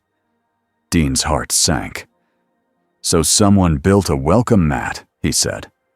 Rowena crouched and traced a rune with her finger, careful not to smudge it. "This is clever work," she murmured, "not human hands alone." Castiel's posture tightened. "This place has been used," he said. "Recently." A gust of wind rolled through the clearing, even though the forest around them was still. Thor's grip tightened on his hammer. "Something is here," he said. Dean checked his gun. "Yeah," he muttered. "No kidding." Then someone clapped. The sound was loud in the quiet clearing. Dean spun, shotgun raised. A man stood on one of the stones, like he'd been there the whole time. He wore a messenger bag and a bored smile. His hair was messy. His eyes looked amused and sad at the same time. "Hi," the man said brightly. "Welcome to the worst picnic spot in America." Dean's face twisted. "Trickster," he growled. The man grinned. "Aw, you remember me," he said. "That warms my fake little heart." Sam's eyes narrowed. "Gabriel," Sam said. Gabriel gave a small bow. "In the flesh," he said. "Well, sort of." Thor stared at Gabriel, tense like a spring. "You," Thor said, voice sharp. Gabriel blinked. "Me?" he asked, pointing at himself. "Do we know each other?" Thor stepped forward, lightning faint around the hammerhead. "You wear mischief," Thor said. "You speak with lies. You appear in a place of runes." Dean's mouth fell open a little. "He's not wrong," Dean muttered. Thor's eyes narrowed further. "Loki," Thor said, voice like a blade. Gabriel stared at him for a beat, then burst out laughing. "Oh my God," he said. "That is amazing. You think I'm Loki?" Thor's face did not change. He looked ready to strike. Sam stepped between them fast. "Thor," Sam said, calm but urgent. "He's not Loki. He's complicated." Dean added, "He's an archangel with a prank problem." Gabriel's smile faded just a little. "Ouch," he said. "Prank problem. Real nice." Thor's eyes stayed hard. "Archangel," he repeated. Castiel stepped forward. "He is Gabriel," Castiel said. "A son of heaven, a powerful one." Thor's jaw clenched. "Then why does he hide behind tricks?" Thor asked. Gabriel's eyes flashed, and for a second, the humor dropped away. "Because," he said, voice quieter. "When you've seen what heaven does with power, sometimes you stop wanting to play their games." Thor stared at him. Dean saw it, the pain behind the jokes. Dean hated that he understood it. Sam spoke carefully. "Why are you here?" he asked. Gabriel rolled his shoulders like he was trying to act casual again. "Because you idiots are poking a seam," he said. "And if it tears, it's not just your little hunting world that gets messy. It's everything." Rowena lifted a brow. "Oh," she said. "So you care now." Gabriel shot her a look. "Lady, I don't even know you," he said. Rowena smiled. "That's tragic," she said. Dean stepped closer, shotgun still up. "We're not here to chat," Dean said. "We're here to close it." Gabriel's eyes shifted to Thor. "Yeah," he said slowly. "That's the problem. You brought a walking thunderstorm to a seam in reality." Thor's voice went hard. "I did not choose this," he said. Gabriel nodded once. "Fair," he said. "But it's here now. And heaven is already freaking out. Hell is sniffing around. And whatever is on the other side of that seam." He pointed at the stone circle. "It's getting bolder." Thor's eyes narrowed. "What is on the other side?" he asked. Gabriel shrugged, but his eyes were serious. "A door," he said. "And something that knows how to use doors." Sam's stomach dropped. "The thing that copied him," Sam said. Gabriel's mouth twisted. "Maybe," he said. "Or maybe that thing was a test, a finger tapping the glass." Dean didn't like the sound of that. He liked monsters he could shoot. Thor stepped toward the circle. "Then we seal it now," he said. Rowena stood quickly. "Careful," she warned. "If you smash the runes, you might widen the seam." Thor's jaw tightened. "I will not smash blindly," he said, offended. Dean muttered. "That's a first." Thor shot him a look. Dean lifted his hands. "Hey," he said. "I'm coping." Gabriel hopped down from the stone and walked around the circle like he was inspecting it. "These runes," he said, "are not just Norse. There's angel work in here too." Castiel stiffened. "That is impossible," he said. Gabriel looked at him with a flat stare. "Buddy," he said, "you of all people should know what heaven does when it wants leverage." Castiel's face tightened, but he didn't argue. Sam's voice went quiet. "You're saying heaven helped make this?" he asked. Gabriel's eyes flicked to Sam. "I'm saying someone with heaven-level tools laid hands on it," he said. "Maybe long ago. Maybe recently. Dean's stomach turned. So we're not just fighting some random monster, Dean said. We're fighting politics. Gabriel gave him a finger gun. Bingo, he said. Thor's face hardened. Then the jailers built the cage, he said. Rowena looked pleased. He catches on fast, she said. Dean shot her a look. Stop enjoying this, he snapped. Rowena smiled wider. I can't, she said. It's delightful. Gabriel clapped his hands once. All right, he said. Here's the deal. You want to close it? You need to do it right.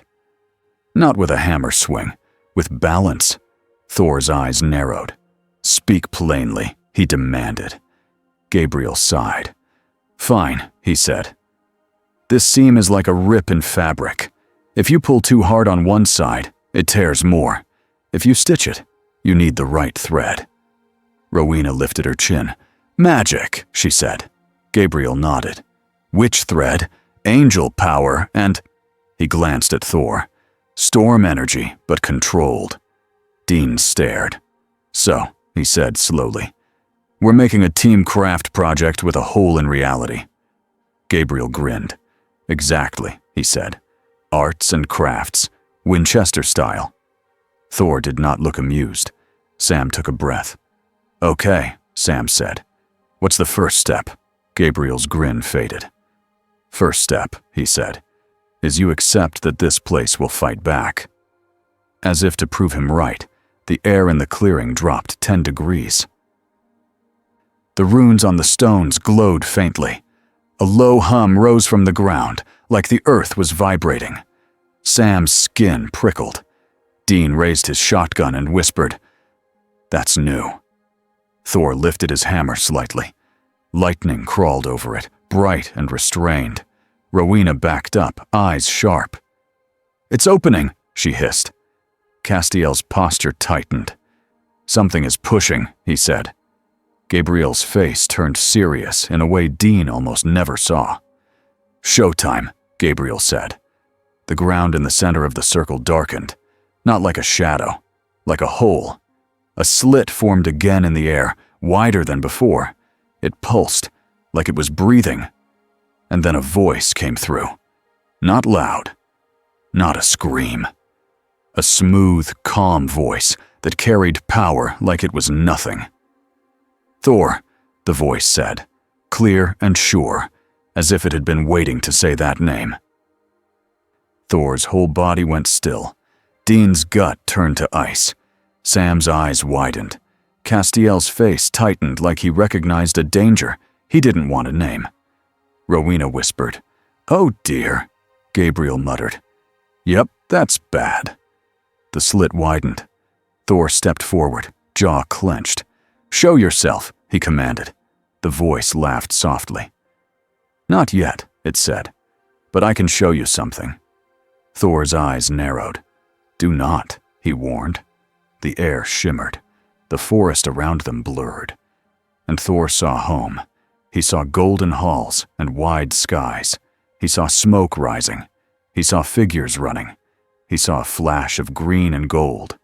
Too fast to name, but the color struck like a memory.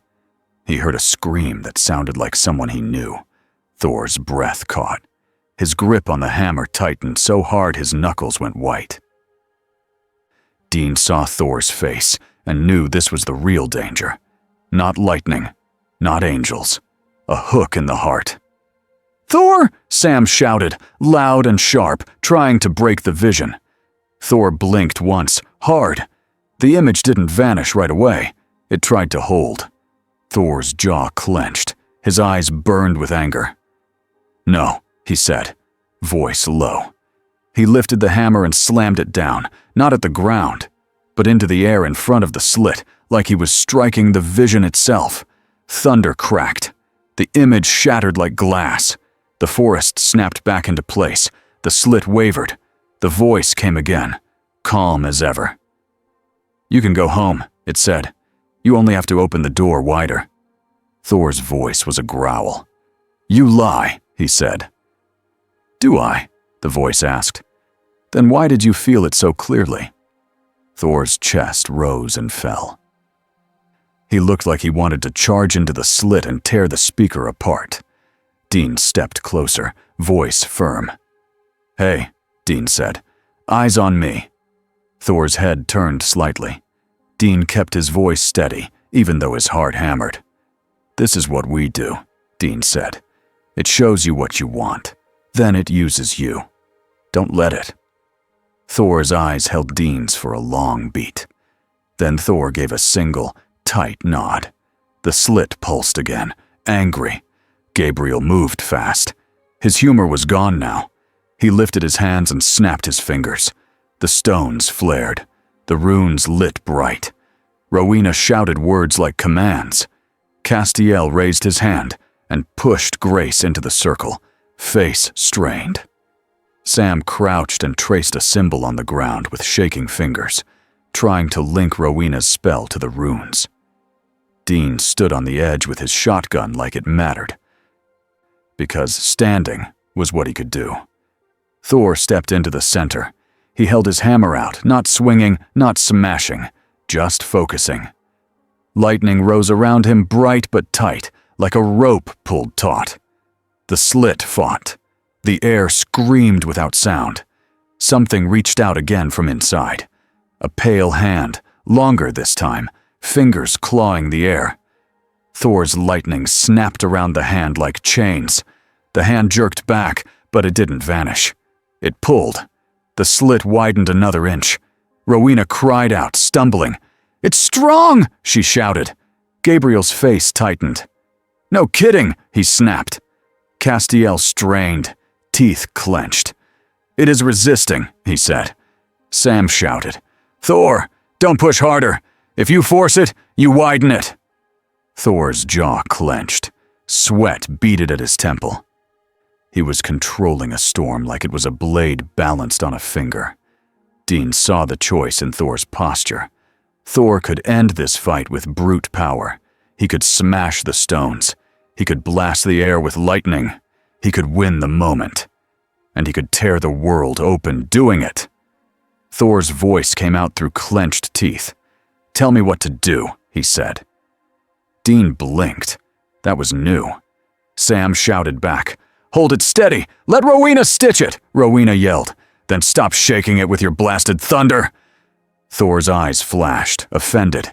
Then he forced the lightning tighter, quieter. The slit trembled. Rowena thrust her hands out, and a thin glowing thread shot from her fingers into the tear. It didn't look pretty. It looked painful. The thread sank into the dark like a needle into tough cloth. The slit shuddered. The voice inside hissed, low and angry. "Good," the voice said, like it was still smiling. "Show me how much you care." The air rippled again, and Thor saw home again for a blink. Not smoke this time. A person. A figure standing alone on a bridge of light. A familiar shape. A familiar stance. Someone he had fought beside. Someone he had lost. Thor's breath hitched. The slit widened another inch. Dean shouted, "Thor!" Thor's eyes snapped shut. He whispered, "No." He forced the image away with sheer will. The lightning around him steadied. Rowena's thread tightened. Gabriel's grace pressed down like a weight. Castiel's hand shook, but he didn't lower it. Sam traced the final symbol. The slit snapped smaller, half its size. A sound like a deep groan rolled through the clearing. Then something slipped out. Not a hand, a small object. A shard of dark metal glowing faintly with runes. It shot from the slit like a bullet and hit the ground outside the circle. The slit snapped shut right after. The clearing went silent. Everyone froze. Dean's heart pounded. Rowena breathed hard. "That," she said, voice thin, "was not supposed to happen." Sam stared at the shard. "What is it?" he whispered. Thor stepped out of the circle slowly, face hard, eyes fixed on the shard like he knew it. He crouched and looked at it without touching it. "It is a key," he said. Dean's stomach dropped. "A key to what?" he asked. Thor's voice was low. "To the door," he said. Gabriel swore. "Yep," he muttered. That's about right. Castiel stared at the shard, face tight. It should not exist here, he said. Rowena stood, brushing dirt off her dress like she cared about fashion more than survival. And yet it does, she said. Sam looked at Thor. If that's a key, Sam said, then the thing on the other side wanted it here. Thor's jaw clenched. Yes, he said. Dean's voice went rough. So we just stitched up the tear, Dean said, and it still got something through. Gabriel spread his hands. Welcome to Cosmic Games, he said. You don't always get to choose what you stop. Thor stood slowly. His face was controlled again, but his eyes had fire in them. It showed me my home, he said. Sam's throat tightened. Was it real? Sam asked. Thor did not answer right away. That was answer enough. Dean stepped closer, voice steady.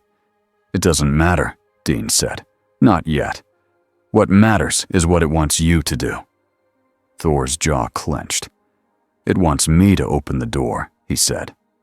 Dean nodded. Exactly, Dean said. So we don't. Thor's eyes held Dean's. Then we must destroy the key, he said. Rowena's eyes widened. Oh no, she said quickly. Absolutely not. Dean stared at her. Excuse me, he snapped. Rowena pointed at the shard. That thing is made of forces you don't understand, she said. If you smash it, it could explode. Or worse, it could call the door back.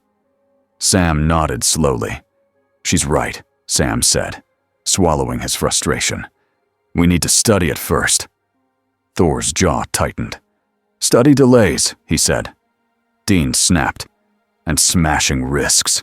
Then caught himself and lowered his voice. Look, he said. I get it. You want to fix the problem. I want that too. But in this world, rushing is how people die. Thor's eyes flashed, then he looked away. Gabriel watched the argument with a strange expression. Not amused, almost sad. He spoke quietly. He's not wrong to want it closed, Gabriel said. But you're not wrong to fear the cost. Castiel looked up, face tense. Heaven will feel this, he said. Dean swallowed. Yeah, he muttered. And hell will smell it. As if on cue, a low laugh echoed from the trees. Dean spun, shotgun up. Nothing was there. But the laugh lingered like a stain in the air. Rowena shivered. Someone's watching, she said. Gabriel's voice went flat. Everyone's watching, he corrected. Thor picked up the shard carefully, wrapping it in cloth from his coat without touching it directly. His hands were steady, but his shoulders were tight. We return, Thor said. We prepare. Dean nodded. We prepare, he agreed. Sam looked at the stone circle. The runes dim now, the seam quiet, but not gone. It's not finished, Sam whispered. No one argued. They walked back through the forest, moving fast. Behind them, the clearing stayed still. But high above the trees, clouds gathered anyway. Not a normal storm. A storm that meant the universe had noticed the thunder god trying to stitch a rip in its skin. And somewhere in the dark spaces between rules, something smiled and waited for the next tug. The bunker felt different after the forest. It wasn't just the broken bowl Rowena complained about for 3 straight days. It wasn't just the chalk marks, still faint on the floor, where the tear tried to open. It was the way the air seemed to listen now, like the world had learned a new sound, like it was waiting for thunder. A week passed, then another. They didn't call it a time skip. They just kept moving because stopping wasn't allowed. Sam built a small station in the library with notebooks, old men of letters files, and 3 different piles of books. One pile was runes. One was seams and thin places. The third was things we wish didn't exist. That pile kept growing. Dean made the bunker feel like a war zone in a quiet way. He checked warding twice a day. He added new sigils. He hung iron above doors. He taped down salt lines like he was making a trap for the whole universe. Rowena demanded her own room. Dean said no. Rowena took one anyway. Every time Dean tried to argue, Rowena smiled like he was a small dog barking at a lion. Castiel vanished for hours at a time, then came back looking more tired than before. He said heaven was watching. Dean heard planning. Thor tried to be useful without breaking anything. That part was harder than it sounded. His first hunter day was a lesson in small things. He tried to open a creaky supply closet door and pulled too hard. The knob came off in his hand. He stared at it, confused. Dean stared back, offended on behalf of the knob. It wasn't that kind of door, Dean said. Thor frowned. A door should open, he said. Dean pointed at him. Not like that, Dean said. Later, Sam tried to explain fake credit cards and fake names. Thor listened. Thor nodded. Thor took it seriously.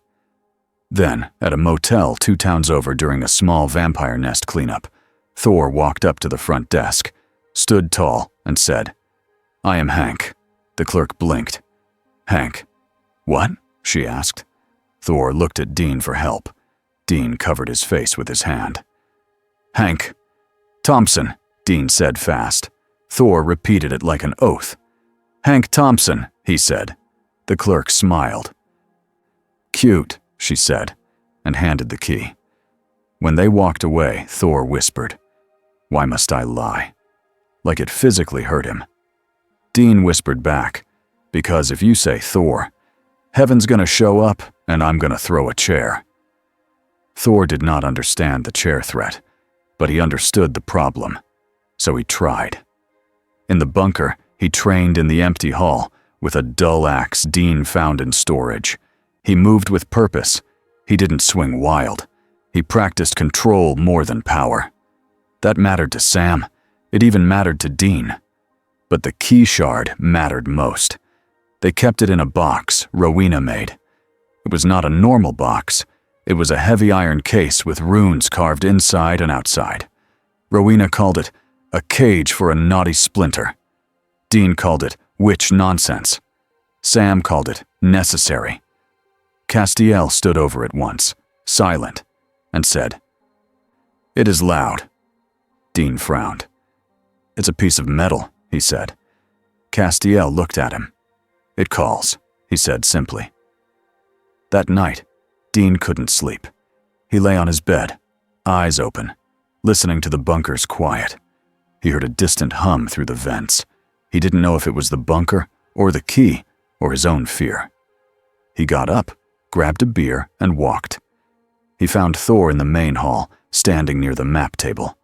Mjolnir rested in his hand like it belonged there. Thor wasn't brooding. He was thinking. Dean leaned on the table. "You sleep?" Dean asked. Thor didn't turn. "I do not need much," he said.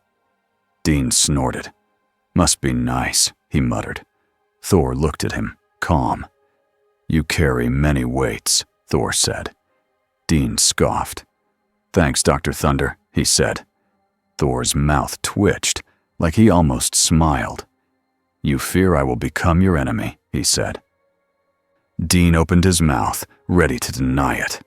Then he stopped, because lying was not his strong point either. "I fear anything that big," Dean said. "Not you, specifically. Just big." Thor nodded once. "That is wise," he said. Dean narrowed his eyes.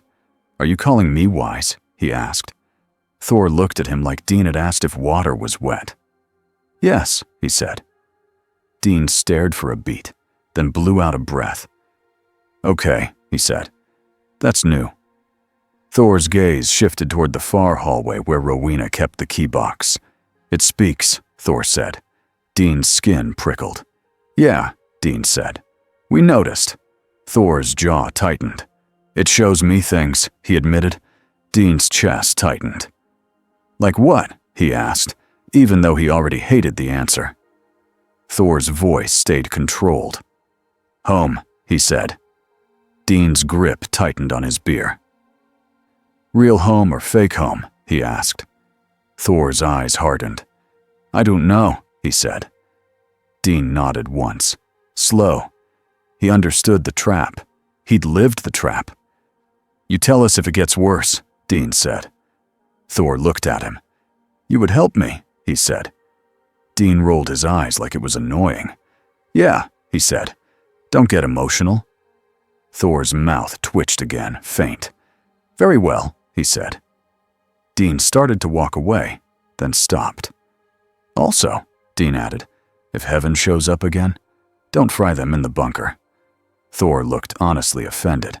I would not, he said. Dean pointed at him. Good, Dean said. Because I just got that vent fixed. Thor frowned. What is a vent? He asked. Dean groaned and kept walking. Sam's routine became simple and brutal. Wake up.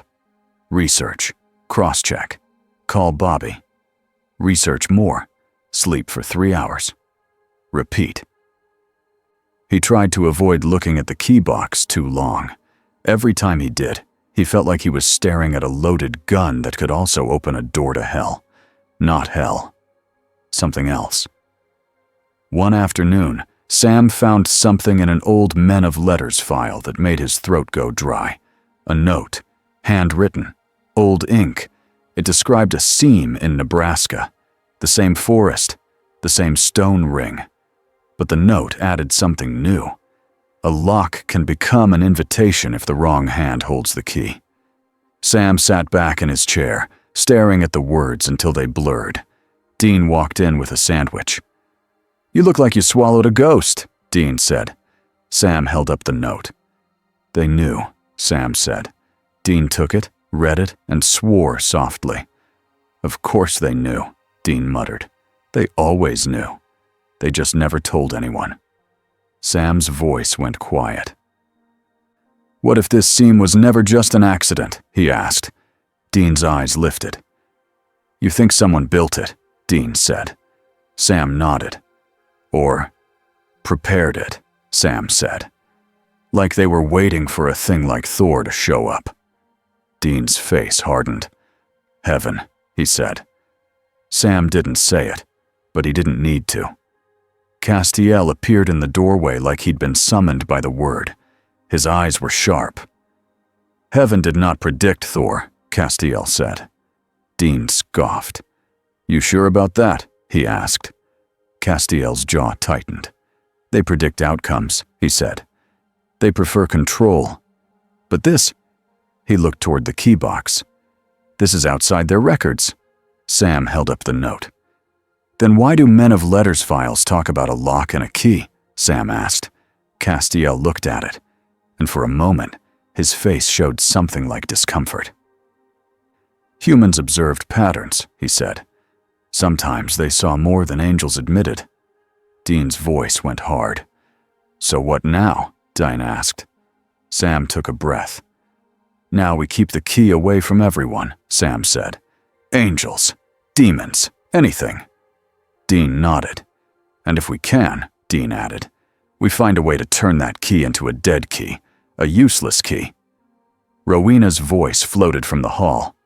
Aye, she called, and if you ruin my work, I'll turn both of you into newts, Dean shouted back without looking. Not helping! Rowena stepped into the room anyway, smiling. I'm always helping, she said. Sam frowned. Rowena, he said. Can you destroy it safely? Rowena's smile softened into something more serious. Destroy, she repeated. You can smash a stone, love. You can burn paper. But this? She tilted her head. This is made of rule stuff. It might break and still work. Dean's stomach turned. So we can't destroy it, Dean said. Rowena held up one finger. I didn't say that, she said. I said it might not be simple. Sam's voice tightened. Then what do we do? He asked. Rowena's eyes flicked toward the hall. You keep it locked, she said. And you keep the one it wants. She nodded toward the main hall where Thor's footsteps could be heard. Close. Dean's mouth twisted. Great, he said.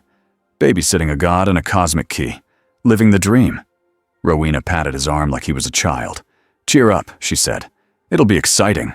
Dean glared. I hate you, Dean muttered. Rowena smiled wider. No, you don't, she said. Sam didn't smile, because the bunker phone rang again. Dean snatched it up.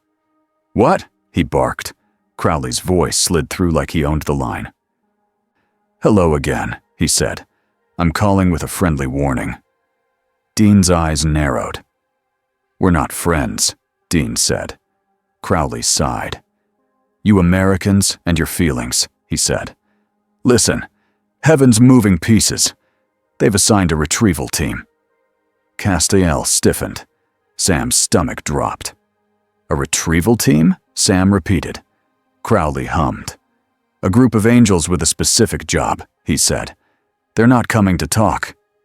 Dean's voice went low. How do you know? He demanded. Crowley chuckled. I know many things, he said. For example, I know your key is singing, and I know someone else is listening. Dean's grip tightened. What do you want? Dean asked. Crowley's voice turned smooth. I want stability, he said. And I want a small conversation with your thunder friend.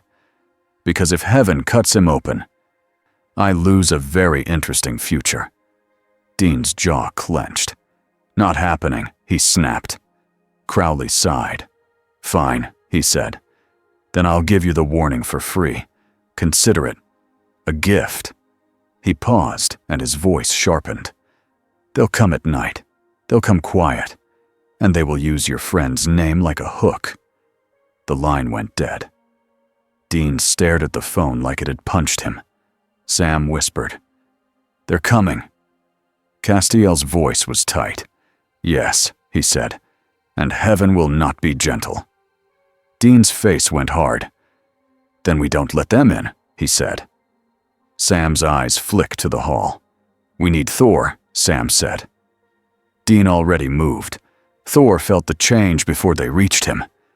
He stood in the main hall, and the air shifted, like something stepped closer to the bunker from the outside. He turned as Dean stormed in, Sam right behind. Castiel and Rowena following. Dean didn't waste time. Heaven's coming, Dean said. Thor's face hardened. Then they seek a fight, Thor said. Sam shook his head. They seek control, Sam corrected. Thor's eyes narrowed. Control is a fight, Thor said. Dean pointed at him. Listen, Dean said. We're not doing a big flashy battle in our house. We do this smart. Thor's jaw tightened. I can end them, he said, calm like it was a weather report. Rowena laughed once, delighted. Oh, I like him, she said. Dean shot her a look. Stop liking the apocalypse, he snapped. Castiel stepped forward. They will not fight you fairly, Castiel warned Thor. They will bind you. They will use sigils. They will use your name. They may try to trap your essence. Thor's grip tightened on Mjolnir. Then they will fail, he said. Sam's voice was tight but steady. We need you to do one thing, Sam said. Thor looked at him. Speak, he said. Sam held Thor's gaze. We need you to resist the key, Sam said, because the angels aren't the only threat. Whatever is behind the seam is going to push tonight too. Thor's eyes flashed. It pushes every night, he admitted. Dean's chest tightened. You didn't tell us that, Dean said. Thor's jaw clenched. I did not wish to burden you, he said. Dean barked a laugh with no humor. Buddy, he said, you are the burden. Thor looked offended. Then he looked at Dean's face and understood Dean didn't mean it as an insult. Thor nodded once. Then you should know, Thor said. It calls. It offers. It shows me home. Sam's voice went quiet. And what do you feel when you see it? He asked. Thor's eyes went distant for a second. Guilt, he said. Dean's throat tightened. Thor's voice stayed controlled, but it had weight now.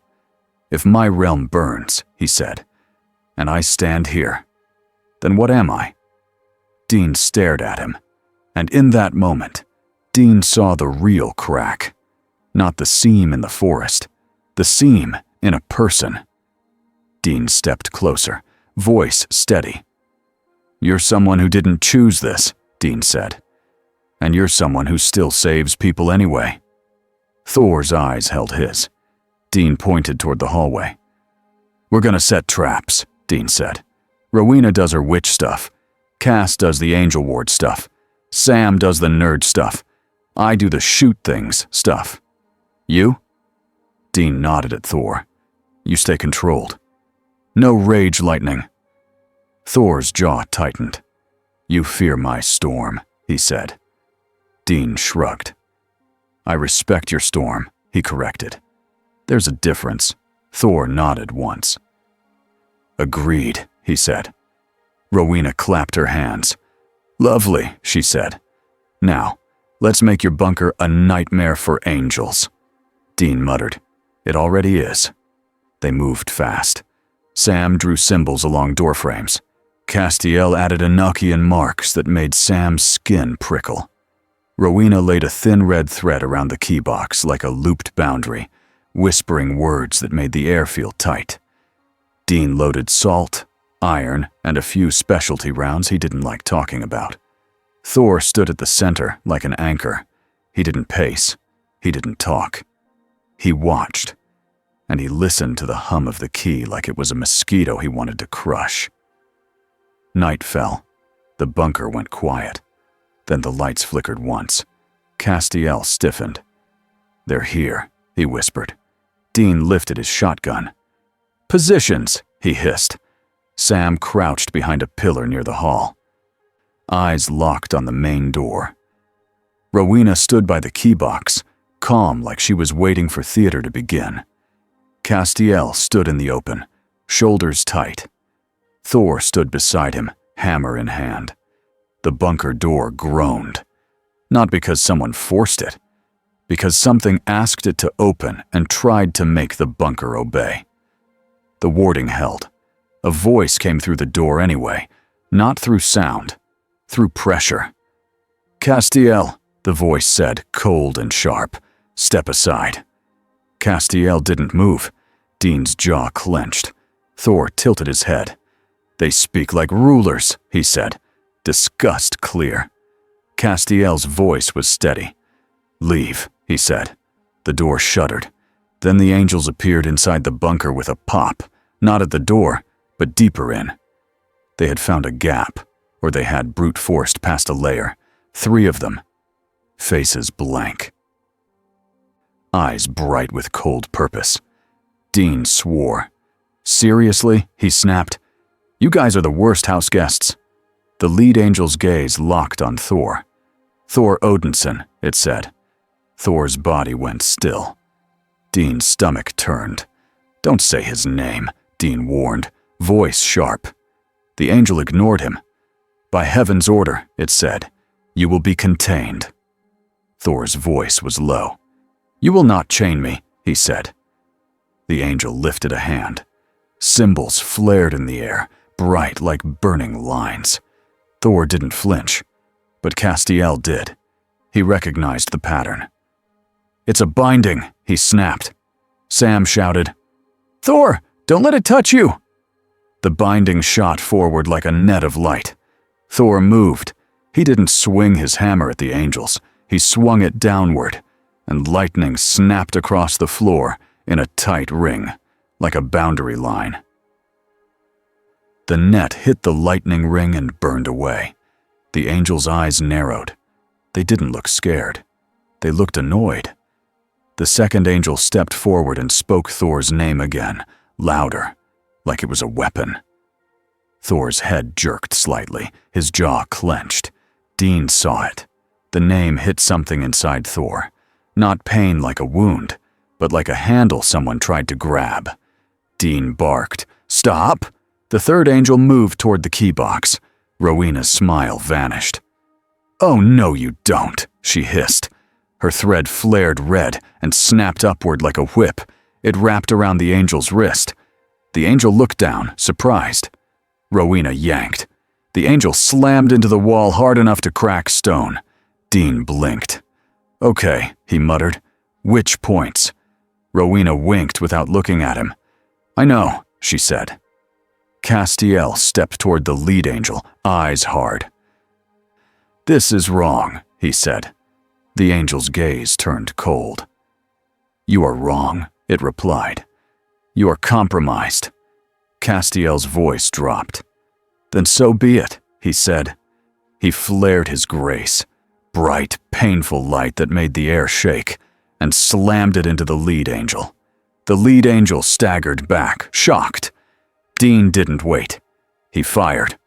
Salt and iron blasted across the angel's chest. It didn't kill it. It did push it, slow it, distract it. Sam threw a sigil paper to the floor, and the symbol flared like a trap circle. One angel stepped into it and froze for half a second, caught. Half a second was enough. Thor crossed the distance in that time and grabbed the angel by the throat. Not to crush, not to torture, to stop. He lifted the angel off the ground like it was nothing. The angel's feet kicked once, then it went still. Not dead, but held. Thor's eyes were hard. "Leave," he said. The angel tried to speak Thor's name again. Thor clenched his jaw, and a crackle of lightning danced over his fingers. The angel's mouth snapped shut like it couldn't form the sound. Dean stared. "You can stop them from saying it," Dean breathed. Thor's voice stayed low. "I can stop their throat," he said. Dean swallowed. "Right," he said quickly. "Sure, that too." Then the key box hummed louder. The sound rose through the bunker like a note being played harder and harder. Sam's eyes widened. "It's reacting," he whispered. Rowena's face tightened. "It's calling back," she snapped. Castiel turned, alarm sharp now. "The seam," he said. "It's responding." Thor's grip tightened on the angel. His eyes flicked toward the key box. His face hardened like he was fighting two battles at once. A voice slid into the bunker, not through the door, not through the air, through the mind. It spoke in a way that made Sam's skin crawl because it felt too close. "Thor," it said softly. Thor's breath hitched. Dean saw it. Dean stepped closer. "Eyes on me," he said. Sharp. Thor's eyes flicked to Dean, then back toward the key box like a magnet pulled them. The voice continued, calm and sweet like poison and honey. "You are tired," it said. "You are far from your realm. You are watching your people burn through a crack." Sam shouted, "It's lying!" The voice laughed softly.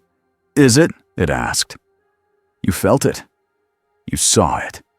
You know their screams." Thor's jaw clenched, his shoulders tensed. Lightning flickered across the hammerhead, uncontrolled for the first time in days. Dean's voice went hard. "Thor," he said, loud. "This is what it does. It shows you the thing you can't ignore."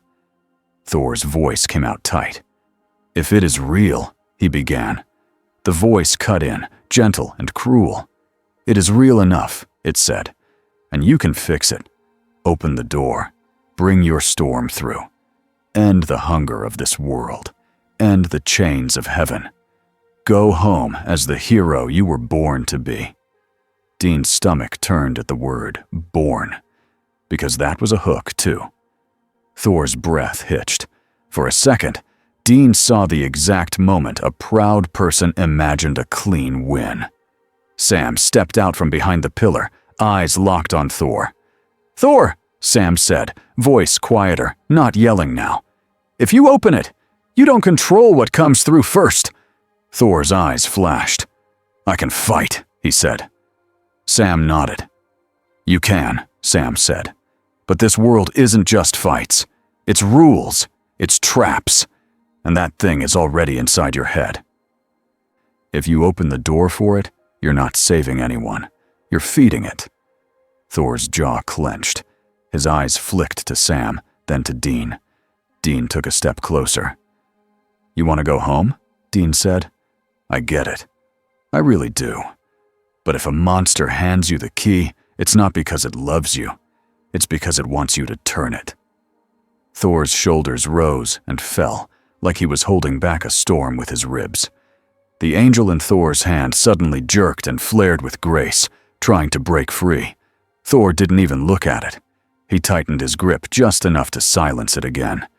Dean saw the control in that, the restraint. "Do it," Dean said quietly. "Choose." Thor's eyes held Dean's, and for a moment, the bunker went still around them, even with angels struggling and magic humming. Then Thor turned his head toward the key box. He walked to it. Rowena tensed. "Careful," she warned. Thor knelt beside the box and placed his hammer on the floor like a promise. He looked at the iron case, at the runes, at Rowena's red thread. Then he spoke, not to the voice, but to himself. "I do not accept gifts from cowards," he said. The voice laughed softly. "Then you accept loss," it replied. Thor's jaw tightened. "Then I accept the harder road," he said. He reached out and placed his hand on the box. Rowena snapped, "Don't open it!" Thor didn't. Instead, he pushed his power into it. Slow, steady, controlled. Not like a blast, like pressure holding a door shut. The runes on the box flared bright. The hum rose, angry. The voice hissed, the first sign it wasn't perfectly calm anymore. "Stop," it said. Thor's eyes burned. "No," he said. Simple. Sam's breath caught. "He's locking it," Sam whispered. Castiel stared, stunned. "He's changing the resonance," he said. Thor's lightning didn't spread. It didn't arc wild. It sank into the runes like metal being shaped under heat. The key box shook. Rowena stepped in, hands out, voice sharp, feeding her spell into the thread. "Ah, yes," she hissed. "Hold it! Hold it!" The voice inside the air snapped, louder now. "Thor!" it shouted, using the name like a claw. Thor flinched once. Dean moved instantly. He stepped closer and said, loud and clear, "Hank." Thor's eyes snapped to him, confused for a split second. Dean's face was hard.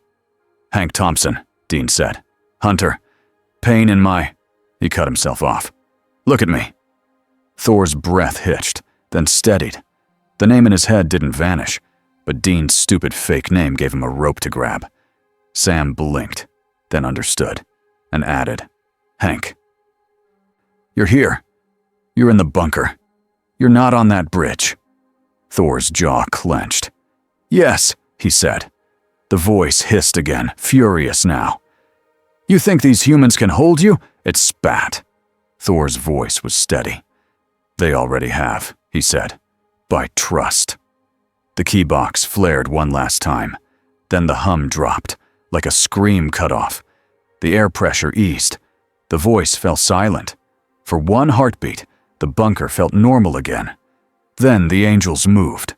The lead angel lunged for Thor, fury in its eyes now. "You will be taken," it snarled. Thor stood. He didn't swing the hammer. He simply lifted his hand. Lightning snapped across the floor in a tight line, and the lead angel flew backward into the wall like it had been hit by a speeding truck. The second angel tried a binding again. Thor stepped through it like it was fog and struck the angel's chest with the flat side of Mjolnir. The angel hit the floor hard and didn't get up. Castiel moved like a knife, fast and precise. He grabbed the third angel, still tangled in Rowena's thread, and shoved it toward the hall where Sam's trap symbol waited. The angel hit the symbol and froze. Dean stepped in, gun up, voice sharp. "Now," he snapped. Rowena's thread tightened. Sam's sigil flared. Castiel pressed Grace down like a lid. The angel screamed without sound. Then it vanished. Not a teleport, a forced expulsion. The other two angels flickered, trying to retreat. Thor didn't chase them. He didn't need to. He spoke. voice carrying like thunder, but controlled. "Tell your heaven," Thor said. "I am not your weapon." The angels vanished with 2 sharp pops. The bunker fell quiet again. Dean exhaled hard and leaned on the table like his legs had decided to quit. Sam's hands were shaking. He didn't hide it. Rowena smoothed her hair like she hadn't almost watched reality tear open. "Well," she said, pleased. "That was lively." Dean stared at her. "You're smiling," he accused. Rowena shrugged. "Of course I am," she said. "We didn't die." Castiel stared at Thor, something like wonder and worry mixed together. "You changed the key," Castiel said. Thor nodded once. "I bound it," he said. "Not forever, but tighter. It will not sing as loudly." Sam swallowed. "How?" he asked. Thor looked at him. "It was made to open," he said. "I made it resist opening." Dean frowned. "So now it's a lock?" he asked. Thor's mouth twitched faintly. "Now it is less useful to them," he said. Dean let out a shaky laugh. "Man," he muttered. "You just out-magicked the magic." Rowena scoffed. "Don't say it like it's easy," she snapped, then glanced at Thor with a grudging respect she tried to hide. "It wasn't." Thor's face hardened again, like he was remembering the voice. "It will return," he said. Sam nodded. "Yeah," Sam said. "But now we know something." Dean looked between them. "What?" he asked. Sam's eyes were steady. "It can't force him," Sam said. "It needs him to choose." Dean's throat tightened. He looked at Thor.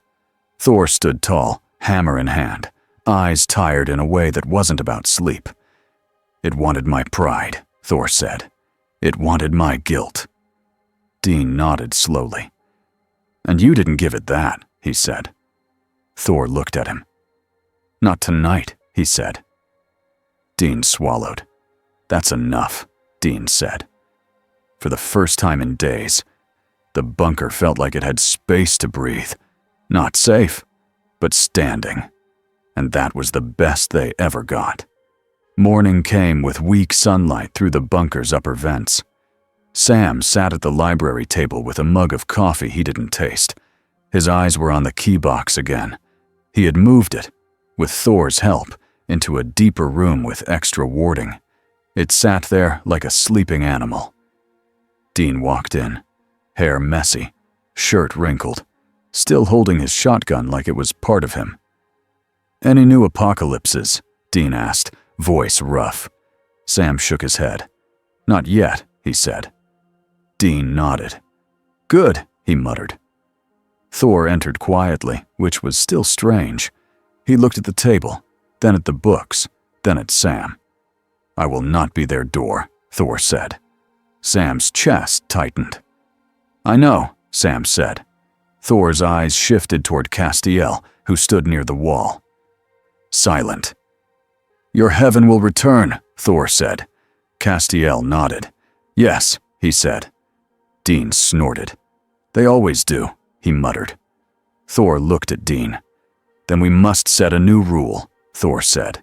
Dean raised an eyebrow. "Oh yeah," he said. "And what rule is that?" Thor's voice was calm and firm.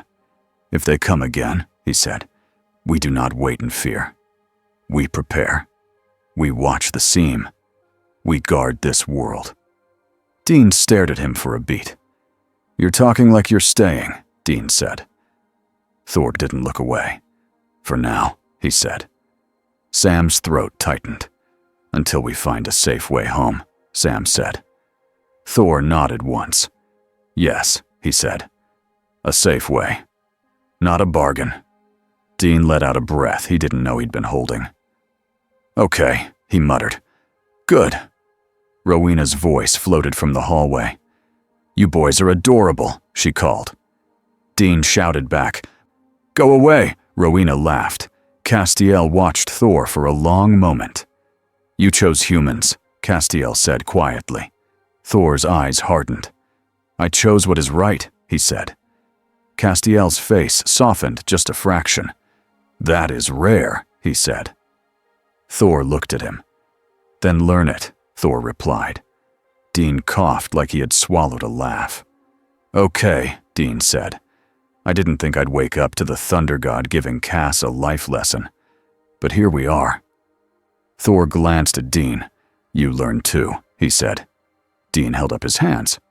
"Nope," Dean said. "I'm unteachable." Sam's mouth twitched. "Sure," Sam said. Thor's gaze moved to the map on the wall. "Show me where the seam is," he said. Sam stood and pointed. "Nebraska," Sam said. "The forest." Thor nodded. "We will visit," he said. Dean's eyes widened. "We will?" he asked. Thor looked at him like it was obvious. "We must watch it," he said. "If it opens, we must be there before it becomes wide." Dean rubbed his face. "So we're doing guard duty on a cosmic wound," he muttered. Sam nodded. "Yeah," Sam said. "We are." Dean sighed, then shrugged like he was accepting the only life he knew. "Fine," he said. "But if we're doing guard duty, I'm bringing snacks." Thor frowned. "Snacks?" he repeated. Dean pointed at him. "See?" Dean said. "You're learning already."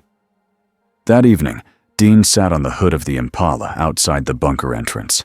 The air was cold. The sky was clear. No storm. No omen. Just quiet. Thor stood a few feet away, looking up at the sky like he was still trying to understand it. Dean took a slow sip of beer and said, "So, you miss it?" Thor didn't answer right away. Then he said, "Yes." Dean nodded. "Yeah," he said. "I get it." Thor's eyes shifted toward him. "You do not have a realm," Thor said. Dean snorted. "I got a car," he said, patting the Impala. "And a brother. That's my realm." Thor looked at the car, then back at Dean. "You guard your realm well," he said. Dean scoffed. "Depends on the day," he muttered. Thor's gaze went back to the sky. "When the voice came," he said, "quiet now. It promised me a clean path." Dean's chest tightened. "And you wanted it," Dean said. Thor nodded once. "Yes," he admitted. Dean didn't judge him. He couldn't. He had wanted clean paths, too. He had taken dirty ones when he thought he had no choice. Dean's voice went low. "You did good," he said. Thor looked at him, and for a moment, the pride dropped enough to show the person under it. "I did not win," Thor said. Dean shook his head. "In this world," Dean said, "not losing is sometimes the win." Thor studied him, then gave a small nod like he understood the rule. A breeze moved through the trees. Dean glanced up, half expecting thunder. Nothing happened. Thor's eyes narrowed slightly, like he could feel distant pressure, but not a direct attack. "It watches," Thor said. Dean's jaw tightened. "Yeah," he said. "It always does." Thor looked down at Mjolnir, then at the bunker door behind them. "Your world is harsh," Thor said. Dean laughed once. "No kidding," he said. Thor's voice softened, just a little. "But your people fight anyway," he said. "With small tools, with courage, with stubborn hearts." Dean blinked. "Did you just compliment us?" he asked. Thor's mouth twitched. "Yes," he said. Dean pointed at him. "Stop that," Dean said. "It's weird." Thor looked amused now. "Very well," he said. Dean took another sip of beer, then said, "So what now, Hank?" Thor sighed like the name still offended him, but he didn't correct it. He looked toward the road leading away from the bunker. "Now," he said, "I stand where I am needed." Dean nodded. "Yeah," he said, "that's kind of our thing." Thor looked up at the sky one more time. The stars were small and far away here. Different. Not home. But real. And this world still had people in it who didn't know what hunted them. People who would never survive a week if hunters didn't keep moving. Thor's grip tightened on the hammer. Not in anger, in purpose. Far away, a low rumble rolled across the horizon. Not a storm overhead. Just thunder in the distance, like a warning and a promise at the same time. Dean listened to it, then glanced at Thor. Thor didn't smile. He just stood there, steady. And the night stayed dark. But it did not feel empty anymore.